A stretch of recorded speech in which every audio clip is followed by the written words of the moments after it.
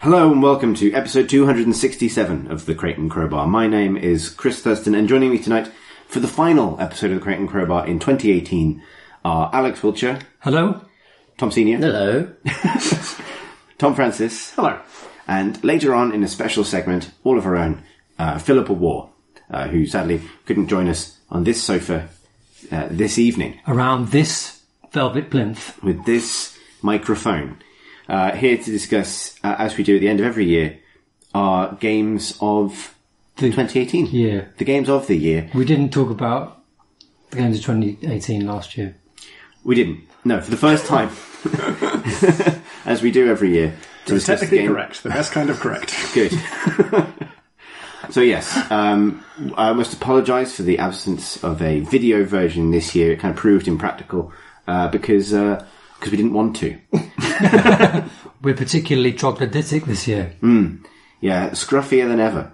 Although I brought my most disgusting Christmas jumper just in the event that it did prove too possible. Most disgusting.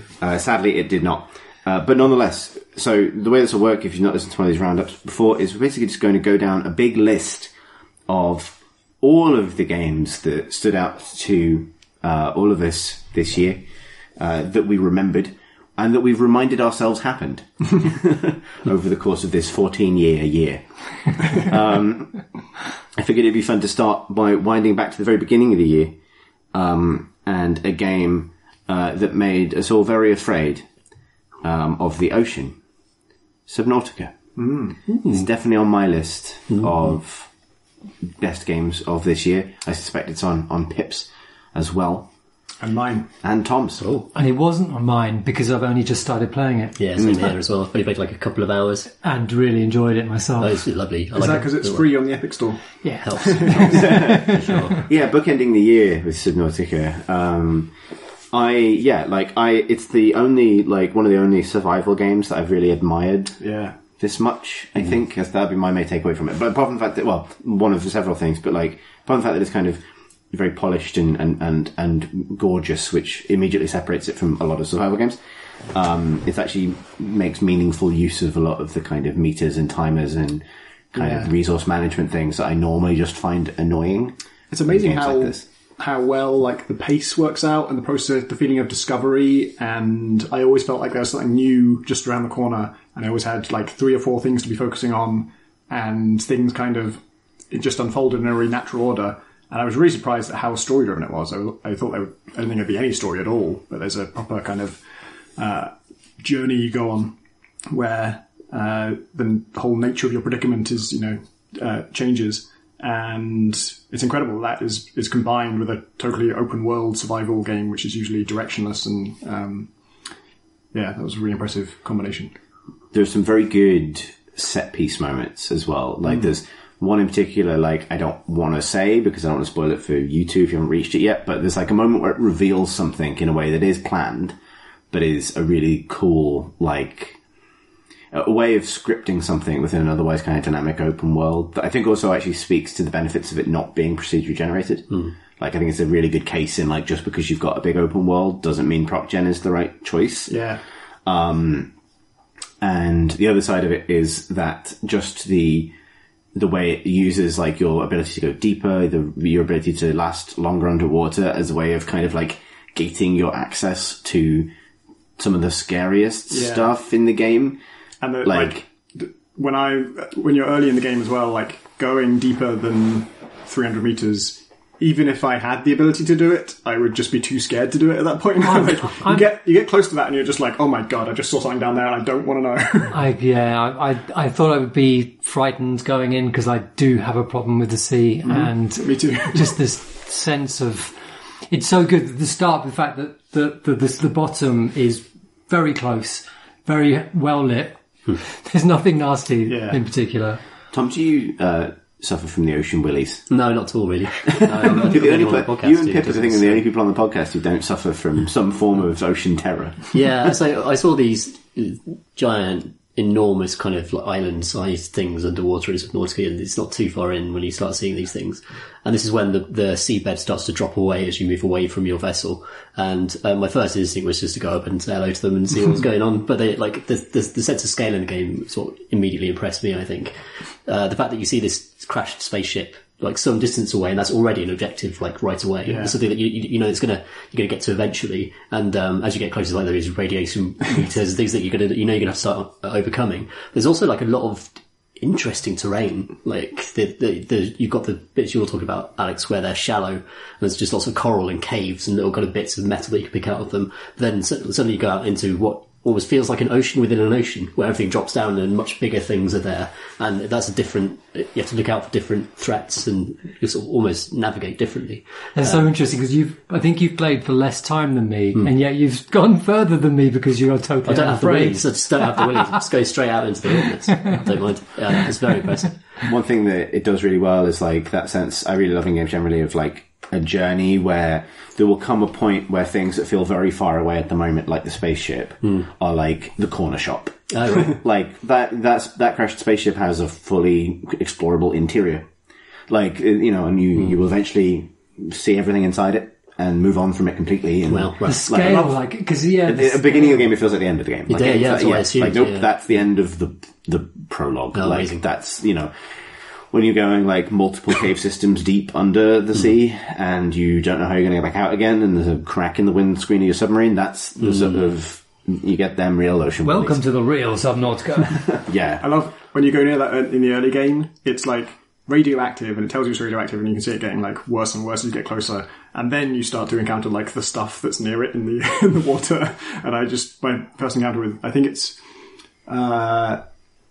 is there a Reaper Leviathan that's near there? I think so. And I was just like, that just like came up in my face when I was underwater. And I managed to like get onto like a little mud slope that's like next to the ship while I'm being radiation poisoned. And just thinking, okay, I probably won't come back here.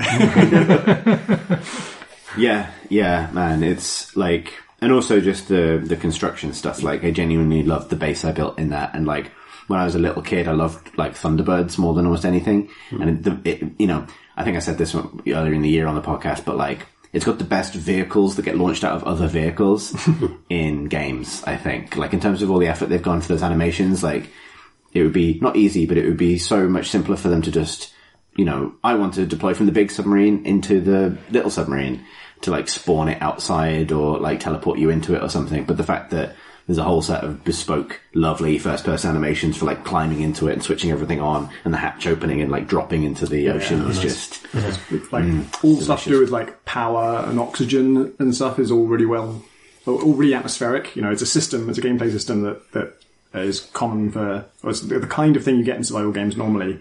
But it also just has so much atmosphere when you're underwater, and it's like without power and without oxygen, I'm so fucked. And so when when something is damaged outside your base and the lights are off and it starts to flood and stuff, and when you get that under control and lights flick on, oxygen's back online, there's a wonderful feeling of like tranquility and safety. Oh, nice.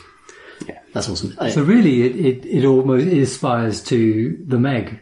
You know, but in playable form. So I actually think that I think I got in trouble with Discord for saying that Meg's a bad film. It's a bad film. Objectively, there were a lot of defenders of the joke that you had a particular problem with in the Meg. Yeah, and I can't. You know, I mean, I feel like I said at the time that the reason I hated that joke is because it sounds like something I would regret doing.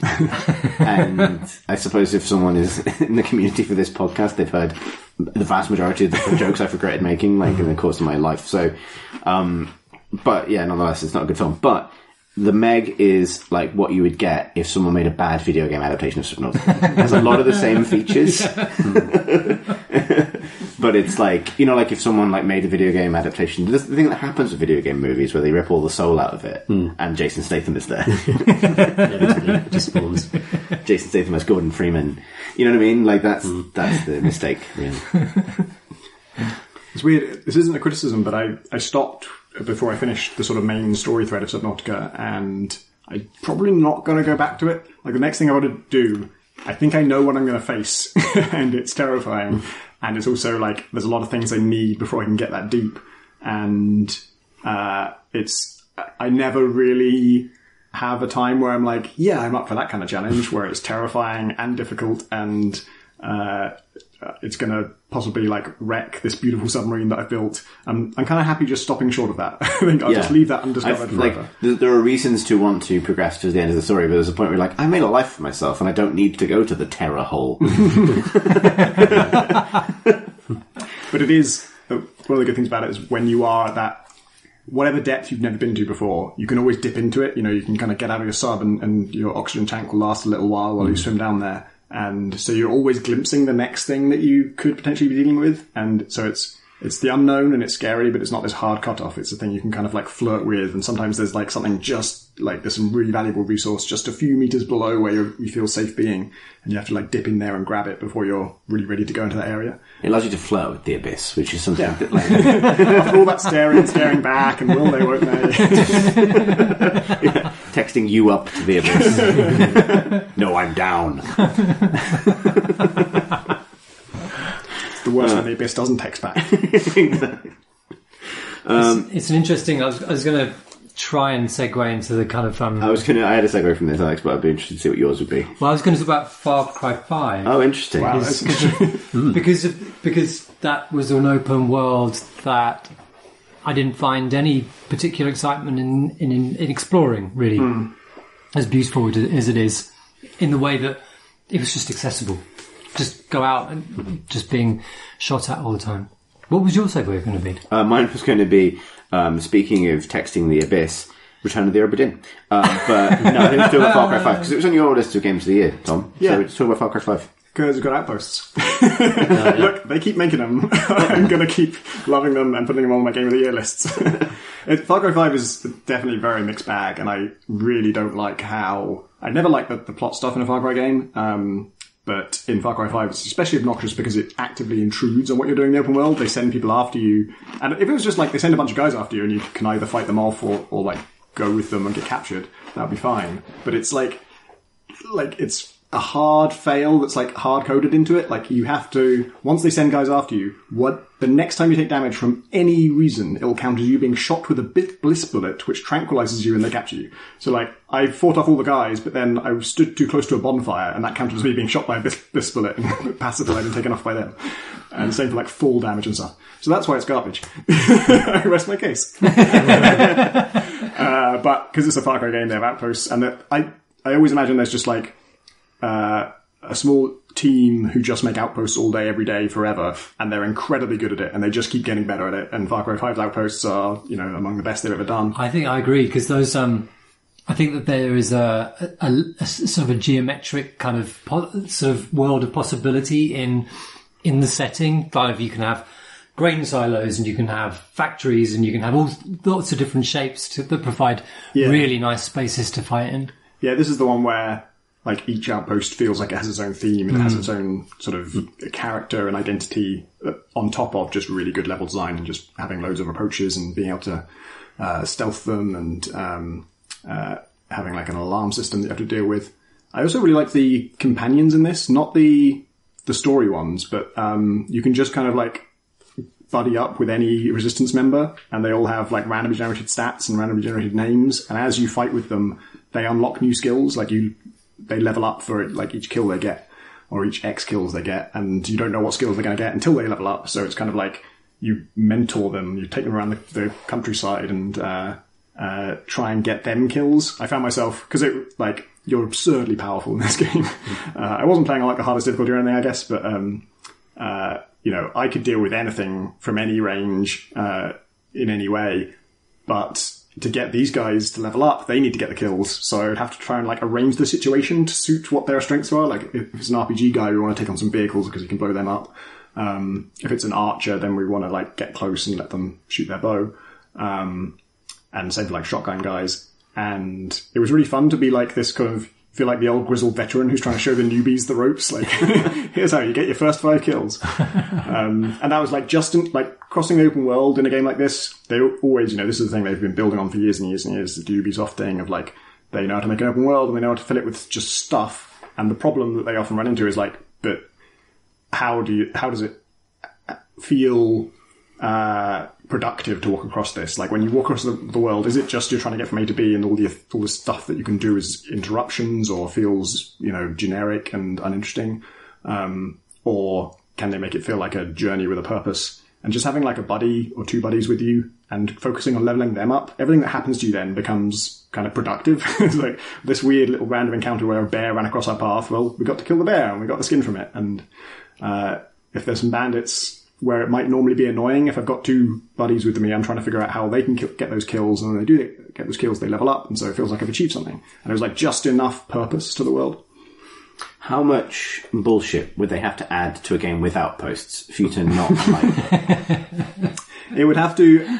they came close with Far Cry 5 because the bullshit would interrupt you. I didn't ever have that happen like while I was taking down an outpost. I think if I was like mid-stealthing an outpost and some story bullshit rocked up and ruined my... I've never heard a story of that happening. I wonder whether there's sort of like an area in which it won't happen. Yeah. So yeah, if it interrupted me actually taking down an outpost, then that would be... dead to you. The whole series. Goodbye, Far Cry. I think they know. I assume there's other people like me because they keep catering to me. They keep, outposts are always, there's obviously one of their pillars that they have to be there. You have to be able to do them, more or less any time you like. They're not kind of gated. They're not locked off by story stuff. So I assume there's enough people like me that they feel obliged to cater to us, and I'm glad. The guns in Far Cry 5, the weapons, they just feel... For me, am I right in thinking they feel better than ever before? Like, I just really... I almost never use the guns. I don't really know. I'm always like bow and knife and rock. I had this sniper... a rifle, a silenced rifle, which I used for hour upon hour upon hour, and I loved it. Mm. If we want to clear off the list of do everything, Ubi nonsense... We should talk about Assassin's Creed. Yeah. Because it's like, this was on my list as well. I think it's on your list. Yep. Tom, anyone else's? No, I considered it, but I still kind of gave up on it because it's too huge and bloated for me to bother with after a while. For me, just on the pace I wanted to play it at. And I still have problems with the levelling and the way all that works. It feels like it's stopping me from having fun and letting me just go and do what I want to do in that amazing world they've made.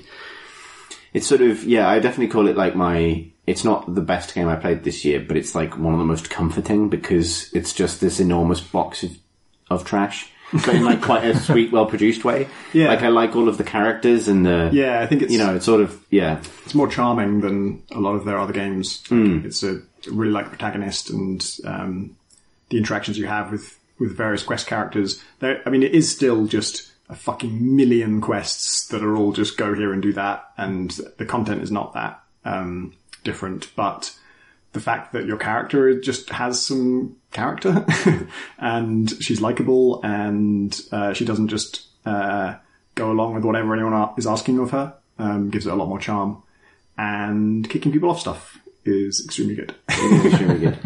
Yeah, I think it really resurrected my fondness for that series because it does feel like the way the reason Assassin's Creed 2 and Brotherhood and so on got away with the same thing, which was you just like these people. It's kind of like this world. You kind of like the fact that you got in a fist fight with the Pope.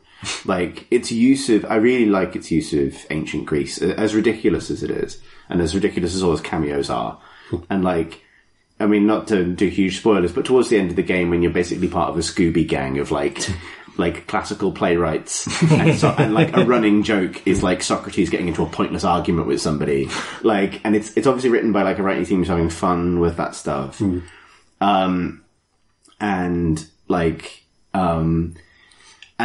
the thing I like the most about it, I think, is that it actually makes a use of the Assassin's Creed nonsense to frame the mythological stuff in a way that allows them to include it, but without going overboard with it. Because it feels like any other game I can think of set in ancient Greece. Maybe I've said this, but like you definitely fight a mythological creature by the end of the tutorial, right? Like, and in this, the guy called Cyclops is literally just like a bandit with one eye. And it really, really holds off on delivering the actual mythological stuff for a long time. There's a whole Minotaur plot line that does not lead to the Minotaur. The fake Minotaur. And it does a huge fake out with that. And it's very funny, and then when it does deliver it, it's actually kind of cool because it feels like, in a schlocky, pulpy way, but it's like a sort of Dan Brownian mystery, which is the best. That's like the loftiest element of like my Assassin's Creed. Like aspirations in that regard. Their high point is literature's low point. Yeah, exactly. Which is actually, I think, the back of one of his books. But you know what I mean? It's got that kind of like conspiracy theory sort of sacred geometry, the Illuminati are real, the world is flat, buy Bitcoin kind of thing going for it that I quite like in this context, where it's kind of fun to kind of dabble in and to get the sense. It has, I wish I could spoil it for people because it has got the greatest line of dialogue in any video game. But I can't spoil it, and I really want it, but I can't. I probably will go back to it. It's my third most played PlayStation 4 game ever, after Horizon and XCOM 2, with like 73 hours or something, which is crazy. I didn't realise I was spending that long on it. Do you have a sense of how much you've played? Less than half, I think. Jesus. Big old game. Yeah, it's a big old game. But I also, as soon as I got, and I wanted to mention this, that the cultist map, or this kind of network, it's actually, I can't remember if I said this last time, but it's a lot like the moment in Alias where Sydney first sees the map of how SD6 works and all the things it's connected to. It's this huge like node graph of how all these cultists are connected to each other, and they're all just people out there in the world somewhere, and you can go and kill them, but you need to find clues to their identity. Some of those clues are more locked off than it first seemed like they were. I thought I was going to be able to do all of them, without necessarily progressing that much further in the main story. But a lot of them are locked off behind the main story, and a lot of them are just incredibly high level, so it's just pointless to try and kill them early. But for I probably killed about a third of that web, and most of that I was able to just do. As soon as I got access to that, I was just like, all right, everything else stops. I'm just going to hunt down and kill all of the people I can on this map. And it's it's such an amazing thing with these huge open worlds. They've been huge for ages, and the size has been kind of sort of technically impressive, but not that relevant usually. It's just like, oh, I guess there's a lot of stuff. I'll never see all of it, so I don't really care how big it is.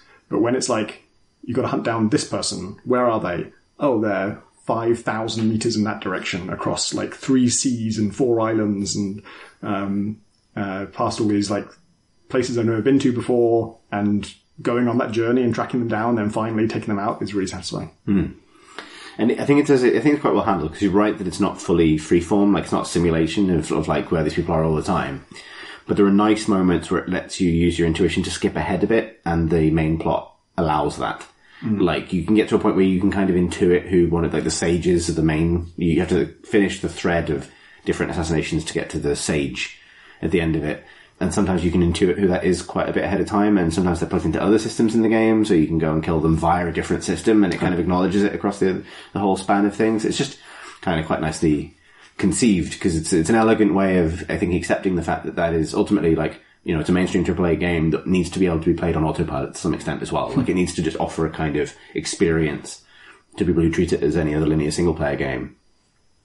So I quite appreciate the way it weaves a kind of linear critical path in and out of these systems while still allowing you to go off-piste and solve something in the world by murdering people, but in that way. And then towards the end, when you get the most impressive equipment in the game and things, it turns into this sort of weird fantasy action RPG where I'm flinging a giant flaming golden minotaur double-handed axe around my head and stabbing people's shields so that they turn into grenades and blow up in their hands, and it's this is not really Assassin's Creed anymore, it's something else. It's this sort of weird hybrid of The Witcher and Titan Quest and Assassin's Creed and Hitman. It's a mad game. A different game that has boats in it, and this is the segue I'm going for. It's good. Works. Is Return of the Obra Dinn, which would be an interesting one too. Yeah, a recent entry. This is making a lot of people's Game of the Year list. I'm going to be interested to see how the community Game of the Year votes shape up, because I've seen Kane has set up the site for this where you can vote for your Game of the Year, and it's got a neat feature where someone does, optionally they can have it be shared in the Discord. So I've been seeing people's votes as they've been making them, and this is a very popular one. And it's extremely, I love that it exists, and I very much applaud him for Lucas Pope for taking on something so new and difficult to do. I do have issues with it, exactly how it's executed. There is problems with just how it's about looking at memories of past events, and how you access those is quite cumbersome, and switching between them in particular is just very time consuming. And some of the most advanced detective work that could be really interesting and challenging about it is only really possible if you're switching between these memories, or unless you take incredible notes or have a photographic memory yourself. And because that was so slow, I kind of lost patience with that, and I ended up using more guesswork and metagaming, where I used the system by which it verifies your guesses to my advantage. And I kind of, if the interface for it had been slicker, I would have dug more into the most advanced detective stuff. But it is an amazing looking thing, and it's got such a unique atmosphere, and it really kind of captures some of that, like, this is just a boat that went to terrible places and terrible things happened. Like, I don't know where I'm like... That is true, Tom. There's a kind of mood to that, like, I don't know, I don't think I'm thinking of Moby Dick specifically, but kind of an era of storytelling where you didn't have to have, like, a darkest hour and then a heroic triumph at the end, where, you know, tragedy is a genre. And it's just a story where, like, just everything goes wrong and it's just horrible for everyone and it's just a fucking disaster. Like, one of the first things you see in a memory is the Kraken attacking the ship. And by the end of the game, that feels like quite mild compared to everything else that happens. Actually, the Kraken was kind of an easy day compared to the rest of this one. Isn't, like, one of them classic dang the sea ocean stories. So I haven't played all of it, and it's one of the, I keep going on, I really wanted to devote an entire afternoon to this, and I just haven't found that time. But in the early game, I've been quite delighted of finding every new kind of vignette. As it gets grimmer, does your delight for finding each vignette kind of diminish? No, I would say it increases, because there's the chapter called Soldiers of the Sea. The thing that you are seeing in that, like the horrible fate of the crew, is just absolutely fascinating. At first, like, it took me about 5 minutes after I first saw it, I was realizing all over again what it was that I was seeing. The game's presented in this one-bit dithering presentation with only technically 2 colours and everything's just done in that way. And it's not, it doesn't create major clarity problems for me, but it does give everything a slightly fuzzy feel to it, where it's not, like, fine details are not totally clear and colour's not there at all. And so, like, the texture of something might be ambiguous. And this thing that I initially thought was a giant spider, the more I looked at it, the more I realised, oh, that's not... Oh, there's something on it. And is that part of it? And then is that... Oh my god, it's not a spider. Oh, shit. And those things are amazing to look at and really, like, stick in the memory. They're properly, like, horrifying things. And it builds on my Ocean Willies. This is why I was going to try and segue into it from Subnautica. Yeah, because I messed up. Yeah, Subnautica is a kind of a simulation of you know what it's like to be in a horrible, terrifying sea. And this is absolutely not. It's the other end of the spectrum. It's a narrative about that, but it has there's horrible things that come out of the sea, and they kind of punish the crew, and it successfully paints a picture of the sea as this thing you just do not fuck with. If you mess with anything involving the sea... Flow of the abyss, don't fuck with the sea. Exactly. So what you're saying is that, effectively, like, Obra Dinn is what happens after you really fuck up in Subnautica. Yeah. Like, an insurance office person comes along, visits your base, and goes, what the fuck That'd be amazing, here? like, jam game or something, is to make the insurance investigation of Subnautica. Well, first of all, you crashed a nuclear ship into this alien world, so that's a write-off. How do you fuck with the sea? Like, just being in the sea on a boat surely isn't enough to... There's some special shells, and you shouldn't steal those. Oh, I see. I thought someone just whizzed into it or something. Shouldn't have whizzed into the sea. Now for a lifetime of infinite revenge. But that's, I mean, you just covered off a lot of poetry. Like, that's true. Yeah, the rhyme of the ancient man who shouldn't have whizzed in the sea. Like, it's... Yeah, I really need to play it. That's the thing I need to do. So this end of year thing is always good for feeling guilty about not having played a particular thing, and I haven't played Obra Dinn at all. Do we have any other games about not? Well, I could go. Well, we could. So stuff coming out of the sea. True. Yeah, in terms of things coming out of the ocean to punish us and needing to be repelled through logic. Into the Breach is a video game. That was... They came out of the ground. Yeah, they're more underground than undersea. Oh, they don't like going in the sea. You can push, because you push them in the sea, they die. Right? Yeah, exactly. Yeah. It's the opposite. In a way, it's the reverse. It's the opposite of Obra Dinn. You are the sea's terrible revenge. Robot form. Yeah, the sea summons robots from time to push Insects on the ground back into the sea. Good. We don't need to segue. We are allowed to just introduce a new game, but we haven't, and we did. So, yes, Into the Breach, which is, I think, very likely to be at the top of a lot of Game of the Year lists for this group of people in this room. In looking at up lists of games that came out this year, I looked at Metacritic's, and it is the highest rated game of the year by any platform. reviews. Oh, sorry, on PC. This is... it's crazy to me that technically it came out this year because I was playing it a fair bit before release, and I think I even said last year that like if Into the Breach had been released last year, it would have been my game of the year that year, and I think I probably said then, and if it comes out next year, it will be my game of next year, and I suspect it is. But yeah, I've played an insane amount of Into the Breach.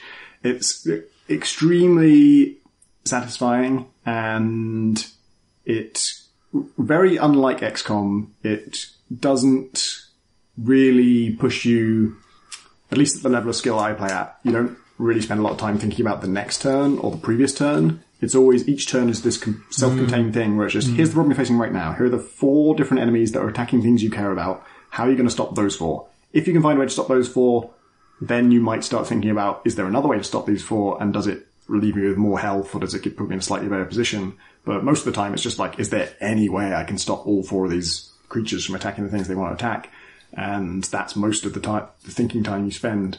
And because enemy attacks are telegraphed, and because it's very good with clarity and there's a really good UI, you have all the information you need to solve this problem, and you just sit there processing that and figuring out how to do it. And they strip away a lot of your options. You know, you can only attack in 4 directions. Most of your mechs, you only have 3 mechs, and most of them only have 1 ability initially. You can later plug in at most 2 abilities into a mech, but often those are there are a lot of passive abilities, and so you'll use those. Some of them, it's just not worth plugging another thing in, diverting power cores away from their main attack.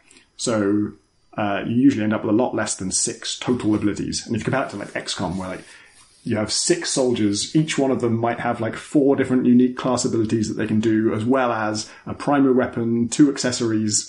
Like the possibility space for what you can do. Also, the field of battle is about 1,000 times larger than an Into the Breach map, which is 8 by 8 cells.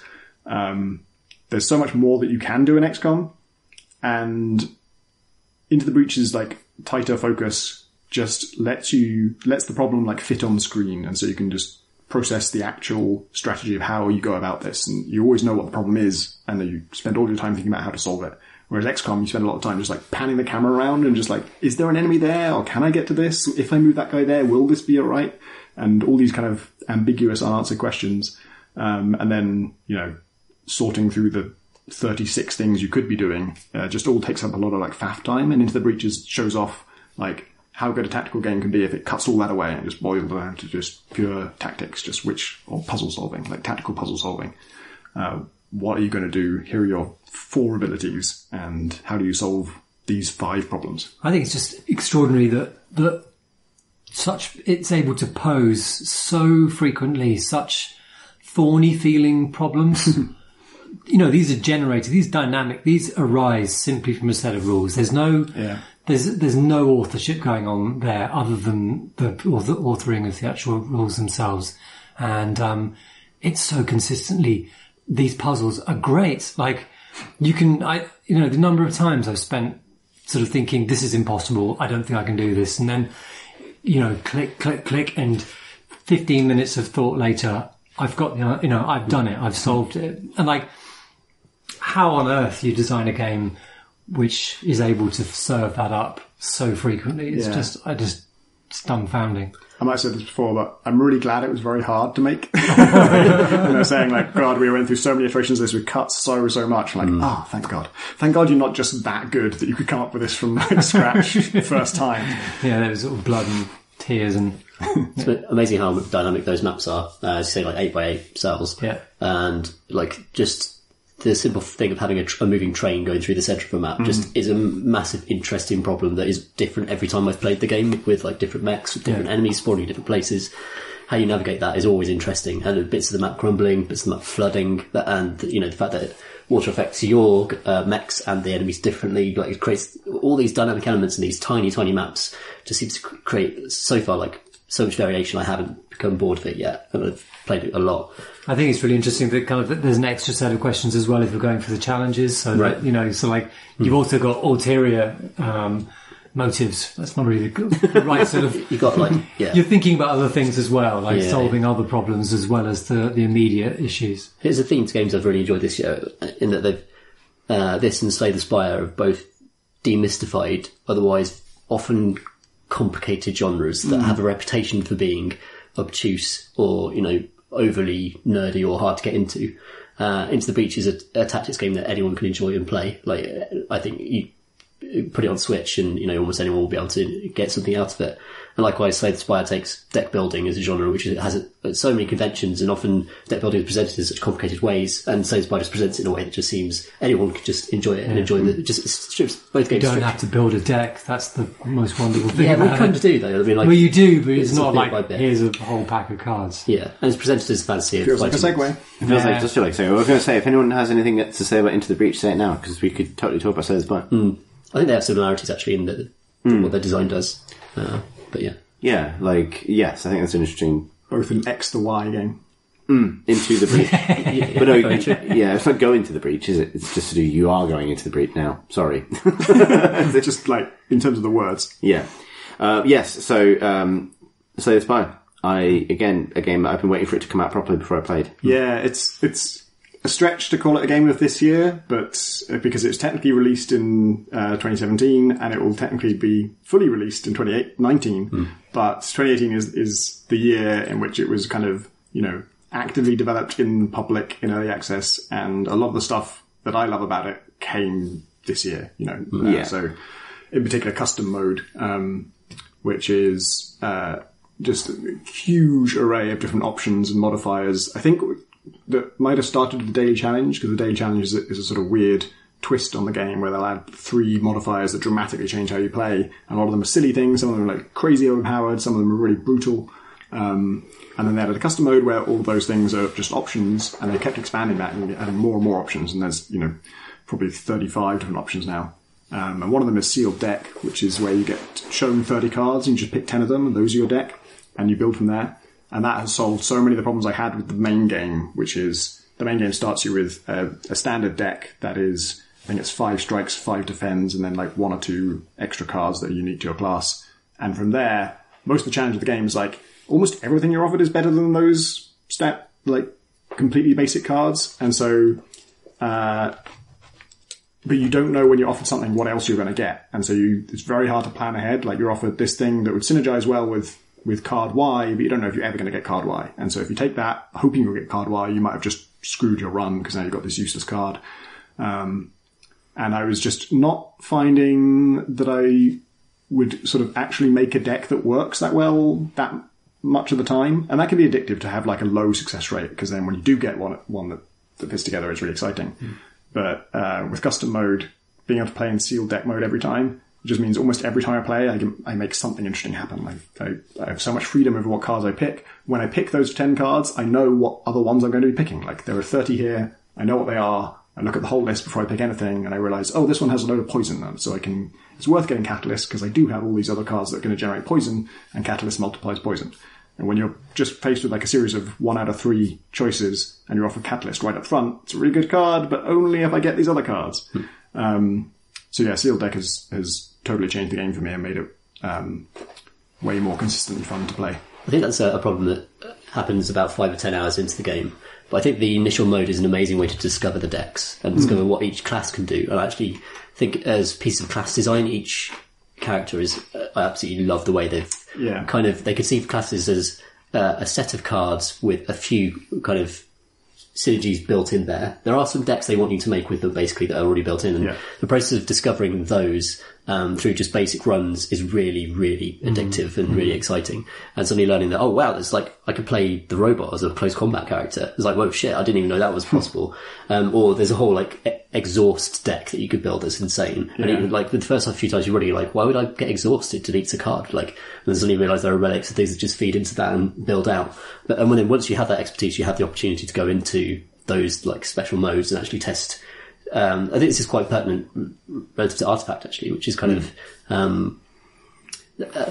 Slay the Spire is an amazing way to teach people cards, and I think like Artifact doesn't necessarily have that yet as an in for new players.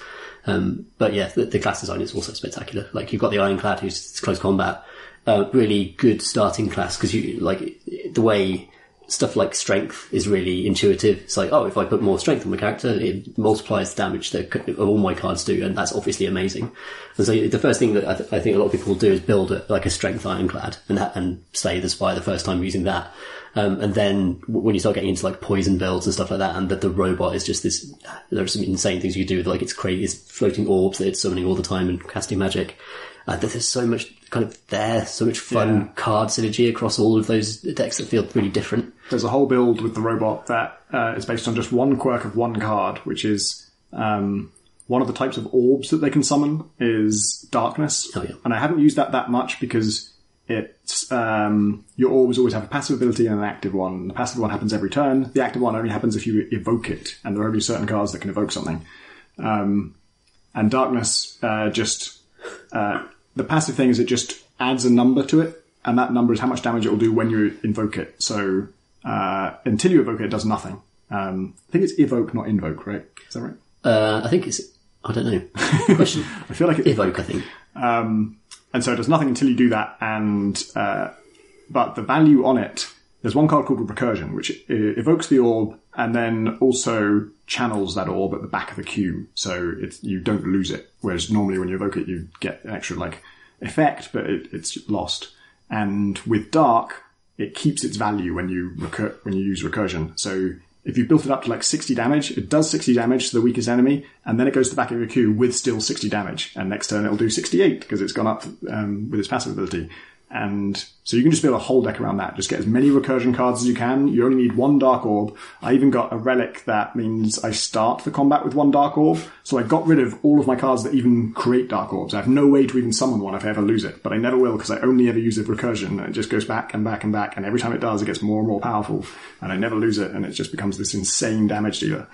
And yeah, it's full of little secrets like that where you realise oh, this card plus that card does this. Oh, it's so good. I know this is good, and I like it because listening to that was like listening to what it must be like listening to me talk about a game that I like. It's like I have no fucking idea what you just said, but it sounds great in a very specific way. That the number goes up, Chris. It just keeps going up, and then things die. I know, and there's a Dark Orb. Oh boy. Yeah. So yeah, about artifacts. No, actually, so yeah, I think I'm saying personally put Artifact on their list. Like, if you want to keep going on Slay the Spire, then please do. Cause I think we've talked about it a lot this year as well. So go back and just. We never ever stop slaying that Spire. Yeah. So I feel like every time I've talked about Artifact on the pod recently, and I've been talking about it on all the recent pods because it's the game I've been playing the most, and I've been playing it for a couple of months now. You never get drawn into the economy business discussion, and I agree with everybody and several excellent articles on the subject that it is unavoidable in some ways. But because this is the end of the year and because it's celebratory, I want to just kind of say that mechanically, I don't think I found any other game as gratifying this year for me. Wow. You know, what is missing for me from Into the Breach is PvP. Like, you know, this is the way in which I am the opposite of Tom Francis. Yep.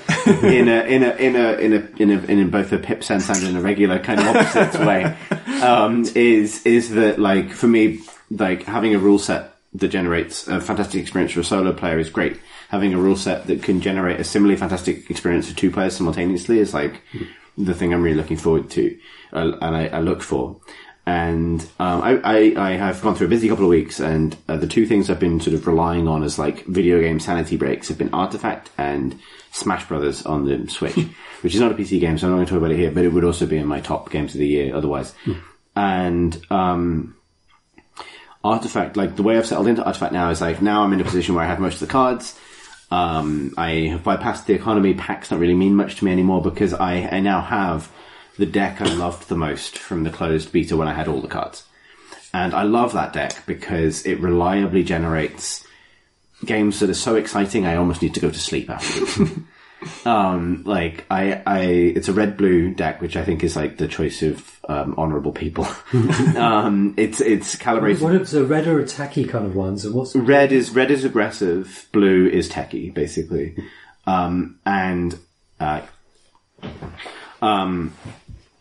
It is designed to counter one of the most common kind of like overwhelm you archetypes, which is green-blue, which is all about ramping hard into some big combo that ends the game. This counters that in really interesting ways, because it's basically all about slowing the game down with aggression, which is a kind of an odd concept. It's like, I'm being fighty, but not because I want to win, but because I want to stop you from winning.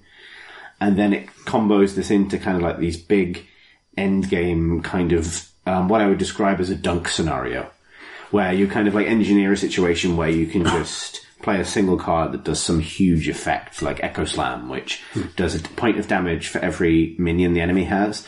So you can play against interesting designs like the blue hero Kana, who always pulls creeps to her lane. It's designed using heroes like Tidehunter to create a lane where they try and build that big, heavy, sort of ramping mana advantage, but can't quite win because you've got tanky heroes and creeps defending and the ability to stun them and slow them down. And then you show up in like the 7 or 8 mana turn with some big card that just like suddenly annihilates an advantage they spent an entire game building. And meanwhile, you can capitalize in multiple different lanes and win from there. Or like, I reliably win games in like really deep late game with Bolt of Damocles, which is intended to be a blue card that's really hard to use because it costs 10 mana to cast and it just does 20 damage to a tower, which is half a tower's health. And there are ways, like, sometimes I think you have to build a deck around winning in that way.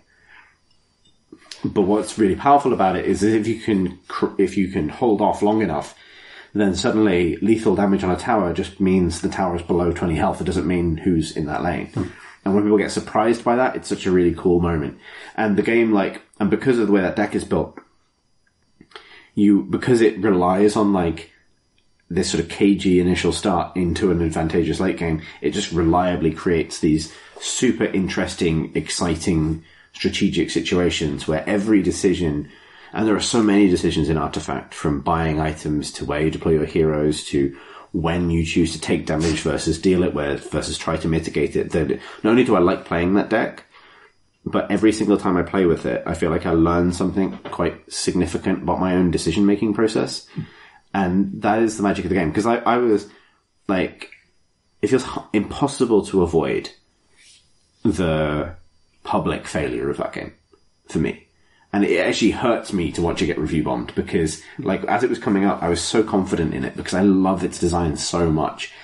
And even now, as we zoom towards the end of this podcast and having to pick individual game of the year, I'm really torn because design-wise, it is my game of the year. Absolutely no question.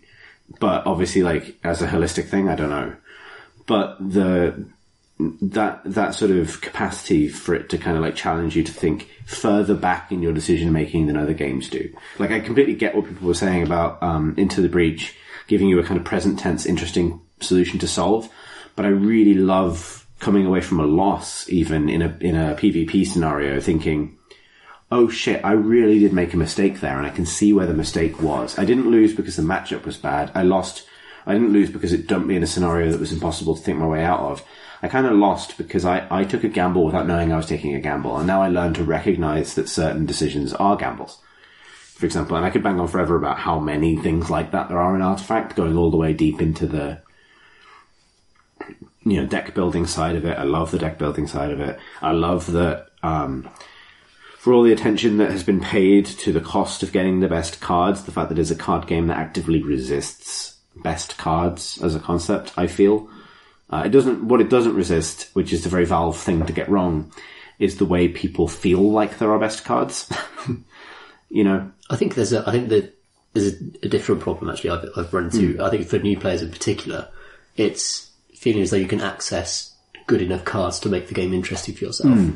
And I think there's a big hole there between playing the game for 3 or 4 hours and then having any clue how to acquire the things you want to actually access the rest of the game. Yeah, I feel like, I think you're right. Like, I think a discovery, like, although to be honest, like, that discovery process exists, it's called draft. It's just that draft is intimidating. You know what I mean? Like, if you played, because you can play draft for free. There's nothing stopping you playing unranked, basically, draft mode, where you open packs of cards and split them for free. Yeah. Which gives you the potential, as someone who pays nothing extra to play with any card in the game.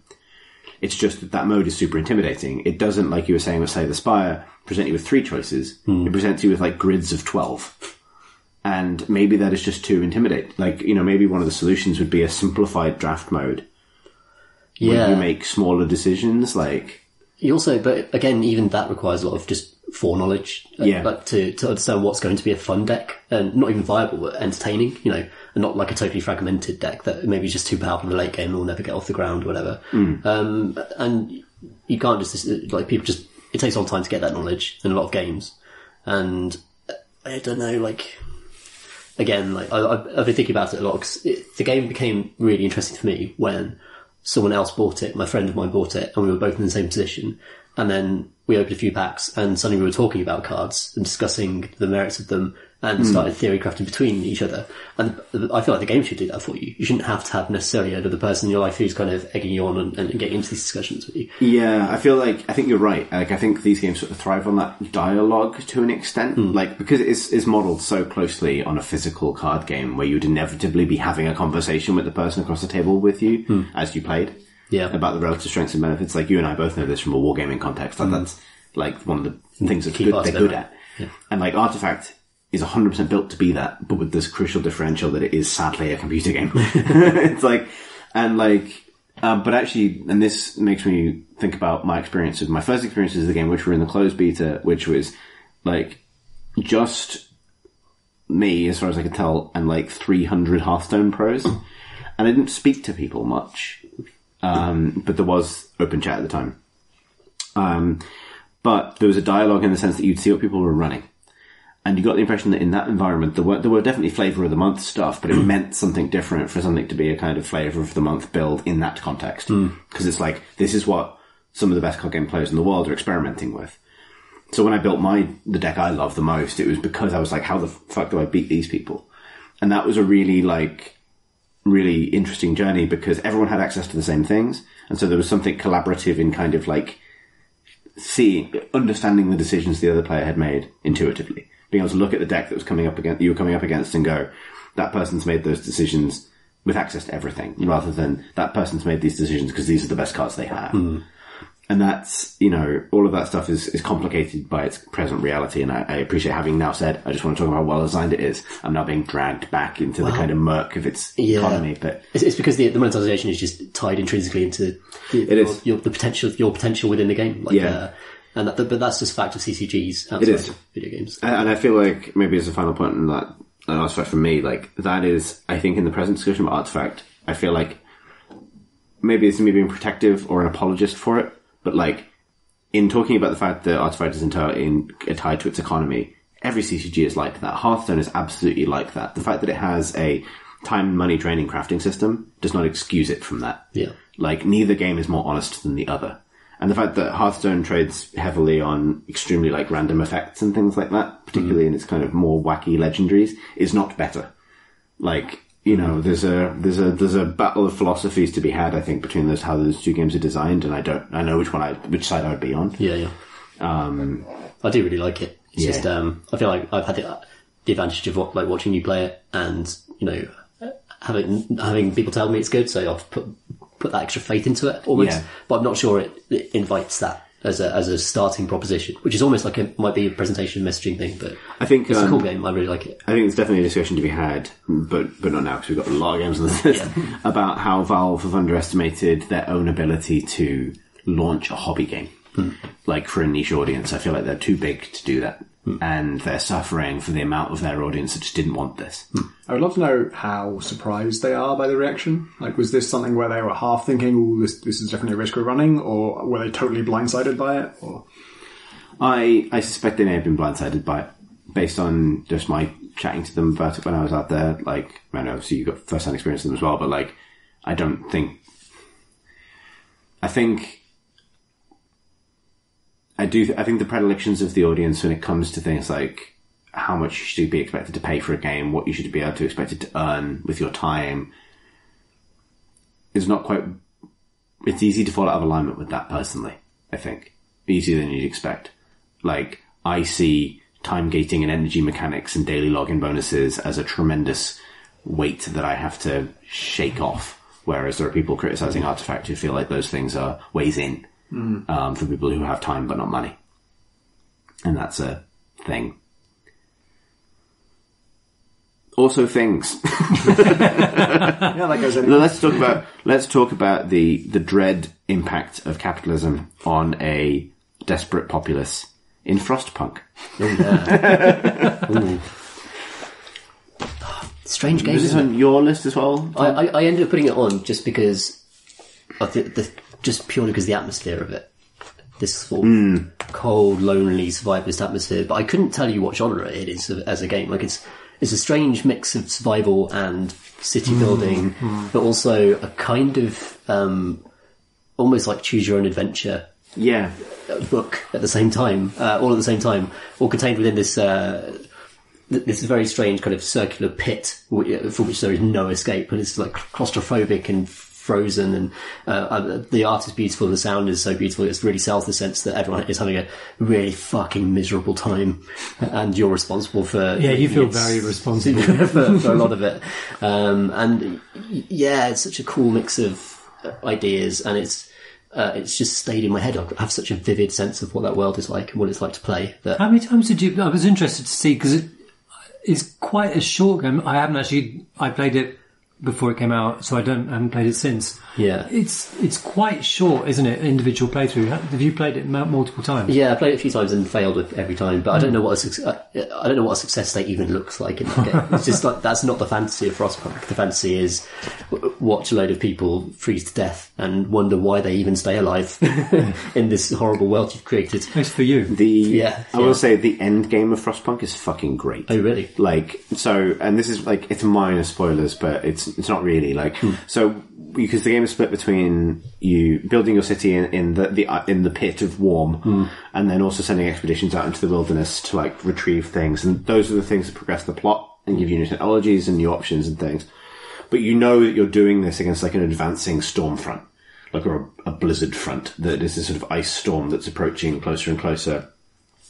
So you're on the clock and you've got limited ability to like recall your scouts ahead of this kind of encroaching storm. And that, because it's split up into different campaigns, each campaign has a different pit and a different set of circumstances. But the main campaign ends, and this isn't really spoilers because you know it's coming. It doesn't end when that storm hits. It ends after it clears. And so when the storm hits, your ability to go out into the wilderness is taken away completely. Like, you can't leave the pit. Your city can still operate, but it has a day-night cycle. It gets much colder at night, that kind of thing. And it's basically like, in mechanical terms, it's basically like everything gets colder. So simply going outside becomes incredibly difficult. And it's basically, it does something that no SimCity game, I think, does, which is like, it asks you to build something that's like, not only works, but works efficiently enough that you can survive having this huge modifier applied to it. So it's like, you get to a point where you're relatively comfortable, your technology allows you to like generate enough heat to keep the city alive, but then it's like, can you do this if everything is 50 degrees colder for 3 weeks? And like, how many people do you lose? And it puts you in a situation which I really admire, where you cannot ace that. Like, there is you can survive it, but the question is, which things do you prioritize? And I really enjoyed it. It's one of my games of the year as well. And because that finale asks you to just accept that some things have to be sacrificed in order to get through that moment at the end. Yeah. And so essentially what it means is you end the game in a really gratifying way by like strategically switching off elements of the machine that you've built for the entire rest of the campaign. So like, there comes a point at the end where it's like, research isn't going to help me anymore. Like, I've gone through hours and hours with the game, putting all my resources into, you know, engineers and scientists getting the technology that will allow us to survive. But like, sorry guys, we're switching off your central heating, and you're going to freeze to death. And you're going to freeze to death because we don't need you anymore. Like, yeah, I definitely got the sense of that even before. I've not hit that point, but the tech tree itself already builds those types of decisions in, except you're sacrificing people's freedoms, or what do you socially want to prioritize here? Do you want to form this sort of crackdown society or this sort of religious fanatic society? And both of those lose important things, but that I value in my everyday life because I'm not in a giant ice pit. Exactly. That's what's kind of great about it, I think, is that like it's not, your choices aren't just I'm making this evil choice because it's a pragmatic thing and I'm in a video game. It's like it's very effective at making survival just feel like something that requires just sacrifice everything you care about. But it's also but it manages, because the art is so great, to evoke kind of moments of beauty from that as well. Like, I ended up building a profoundly religious society, because the dichotomy you're offered is essentially either a religious society that has its own set of issues, or a kind of military totalitarian society, more like a surveillance state, which has its own set of issues. Guard towers. Guard towers everywhere. Basically, it's guard towers or churches. Those are, and there's and you get asked to make lots of different decisions about what kind of society that becomes. And I ended up with a religious society, and one of the kind of traditions I instituted was a kind of midnight vigil where people walk the street with torches at night, because it kind of raises morale.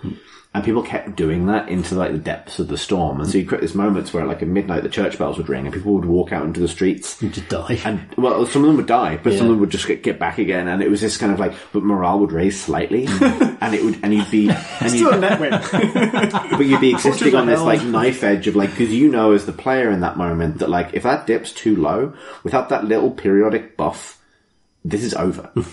It will dip so low that nothing happens and we all die. So it's that kind of it's a cold, calculated decision, but but it's really effective. It's that moment, and also, but because in that moment you can zoom in really close and you can see the people walking with their torches and hear the bells, and it is kind of beautiful in a complicated way. And that is, it's real good. It's really fucking good. I also want to use this moment to bring up the fact they're launching a Christmas update that lets you build a Christmas tree in the middle of your giant ice pit. I don't know what effect that has on morale, but I love that they've done that in this incredibly grim game. Everyone's wearing Santa hats. I might actually revisit over. The end game's really worth it. I don't even feel like I've spoiled it because because that mechanic means that the dynamics of the end game are based entirely on strategically undoing the decisions you've done to date, which is a really interesting strategic phenomenon. Yeah, like true sacrifice. I really wish XCOM would end like that. I feel like we refer everything back to XCOM at the end of the day, but XCOM should end with so which places do you actually care about? Because you can't keep all of them. Whereas what is important to you? Not just you. Okay, congratulations. You're a superhero. Yeah, it's okay. So what do you care about? That's it's great. Speaking of games that came out in April, I guess, where you make decisions, because there was going to be an easier segue from robots, but let's just talk about Battletech. Yeah, that's good too. It is done. No, no way. It's it's good. I think you probably played more than me, Chris. I think I reviewed both Frostpunk and Battletech at the same time. That would be a fun summer for you, grueling mech combat and then the icy pit. I made a lot of bad decisions. People died. People died. This is a lovely translation of a tabletop game into a digital context, and I think that's the thing I enjoy most about it. That it's kind of really honestly kept a lot of Battletech systems. Which do give you a really cool idea of what it's like to pilot a big, stupid, fat mech that can't walk sometimes because it's too hot, or leg fell off, or unstable now. It's just a lot of very drunk robots. Jumped on another robot, feet are fucked. Oh no! It does all of that and more. And more, but it's also a kind of a cool merc simulator, quite a cool merc. Both mechs and mercs. Mechs and mercs together at last. And that's the thing they're choosing to expand with their expansion. I don't know whether it's out yet, but Flashpoint is out. Yeah, I haven't played it yet. But they're trying to expand the kind of mercenary life metagame that exists above the tactical battles and make it more of a sandbox and less kind of story driven and more about just like running your little mercenary group and taking on jobs and, hopping from system to system and pissing people off, that kind of stuff. And I really enjoyed the mix of both of those things in Battletech. And it felt like a really good kind of platform for future expansions and more Battletech games in the same mould, really. Enjoyed it a lot. This is a really dumb question. I know, like, Mech Warrior is a thing, but is mech itself short for something? That's a really good question. Mechanical Man. Mechanical Man Warrior.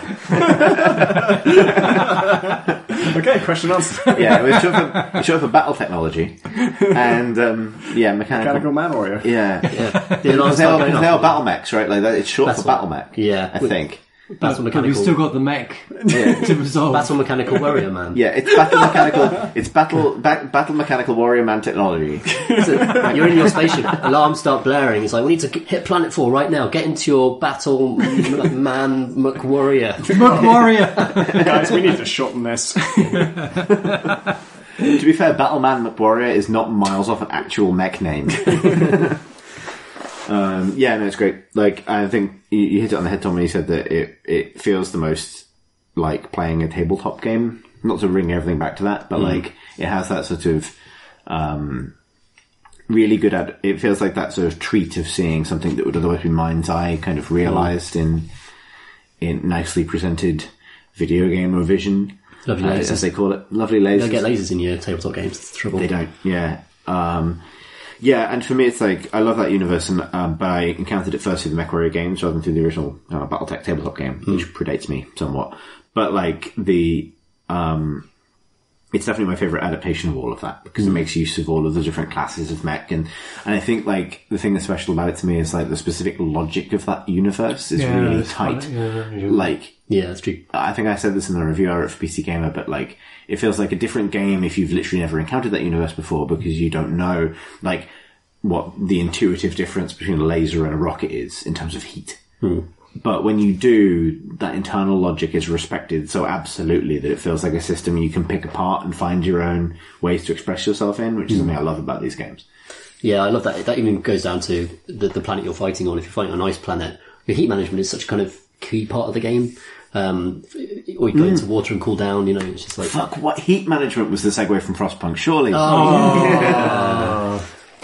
From staying warm enough to keeping cool enough. It's Battle Mechanical Man. Battle Mechanical Man.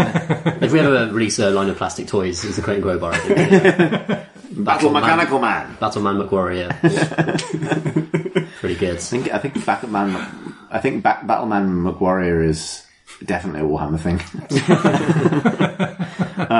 But yeah, like it's great. The campaign's really good, and actually, I actually quite enjoyed the story of Battletech as well. Like that universe has a really specific flavour to me. Like it's like the 40k universe actually. Like it's not just another kind of sci-fi scape, like all of the kind of clan politics stuff and the houses. Like it's very Dune, but so is 40k, right? Like there's a lot of Herbert all the way down. It's Herbert's all the way down. But but nonetheless, there's still a very specific flavour to it, and it evokes that really well, I think. Yeah, I agree with that. MechWarrior 5, I think, or the next proper kind of in-cockpit MechWarrior is out, I think, next year or the year after. I'm excited about that. And that's, as well, US colleagues have been playing this game and they really, really like it. And I'm going to have such a nostalgic flashback because I loved MechWarrior 2, and that was like one of, that felt like magic to me, being so large and kind of shooting in small houses and kind of hanging lasers off things. To be so large, such a small house. It is the dream of every 7-year-old. And I was like, for some reason, this is what I want. I agree with Tom completely, and I think you're undermining this. Like when you were a child, it is a big thing to be big to be larger than a house. It's big to be big. Bigger than a house. It's big to be big, and sometimes you fire the LRM at the little house, and the house sprite explosion goes away. Yeah, it's good. I'm not disputing it. But what a medium! Time to do this as a profession. Battleman McWarrior strikes again. Speaking of Warhammer, I think it's in Battlemen, McWarriors. Oh, but also literally the word Warhammer, which we just used. Vermintide 2. Yeah. I did not want to get forgotten in this list because it's generally one of the most fun things I've played this year. I agree with that. And it's easy to sort of forget it because it's kind of just dumb, nice fun, isn't it? It's just you go into a town and it's full of rat men, and then you hit them with big hammers and they just turn to powder. Yeah, they super explode. And you do that 1,000 times and maybe get like a slightly better hammer or something. And it's extremely good. I like it a lot. It's about time that more people kind of took Left 4 Dead and did different things with it. It's the best Left 4 Dead. I think it is. There's been a lot of Left 4 Deads.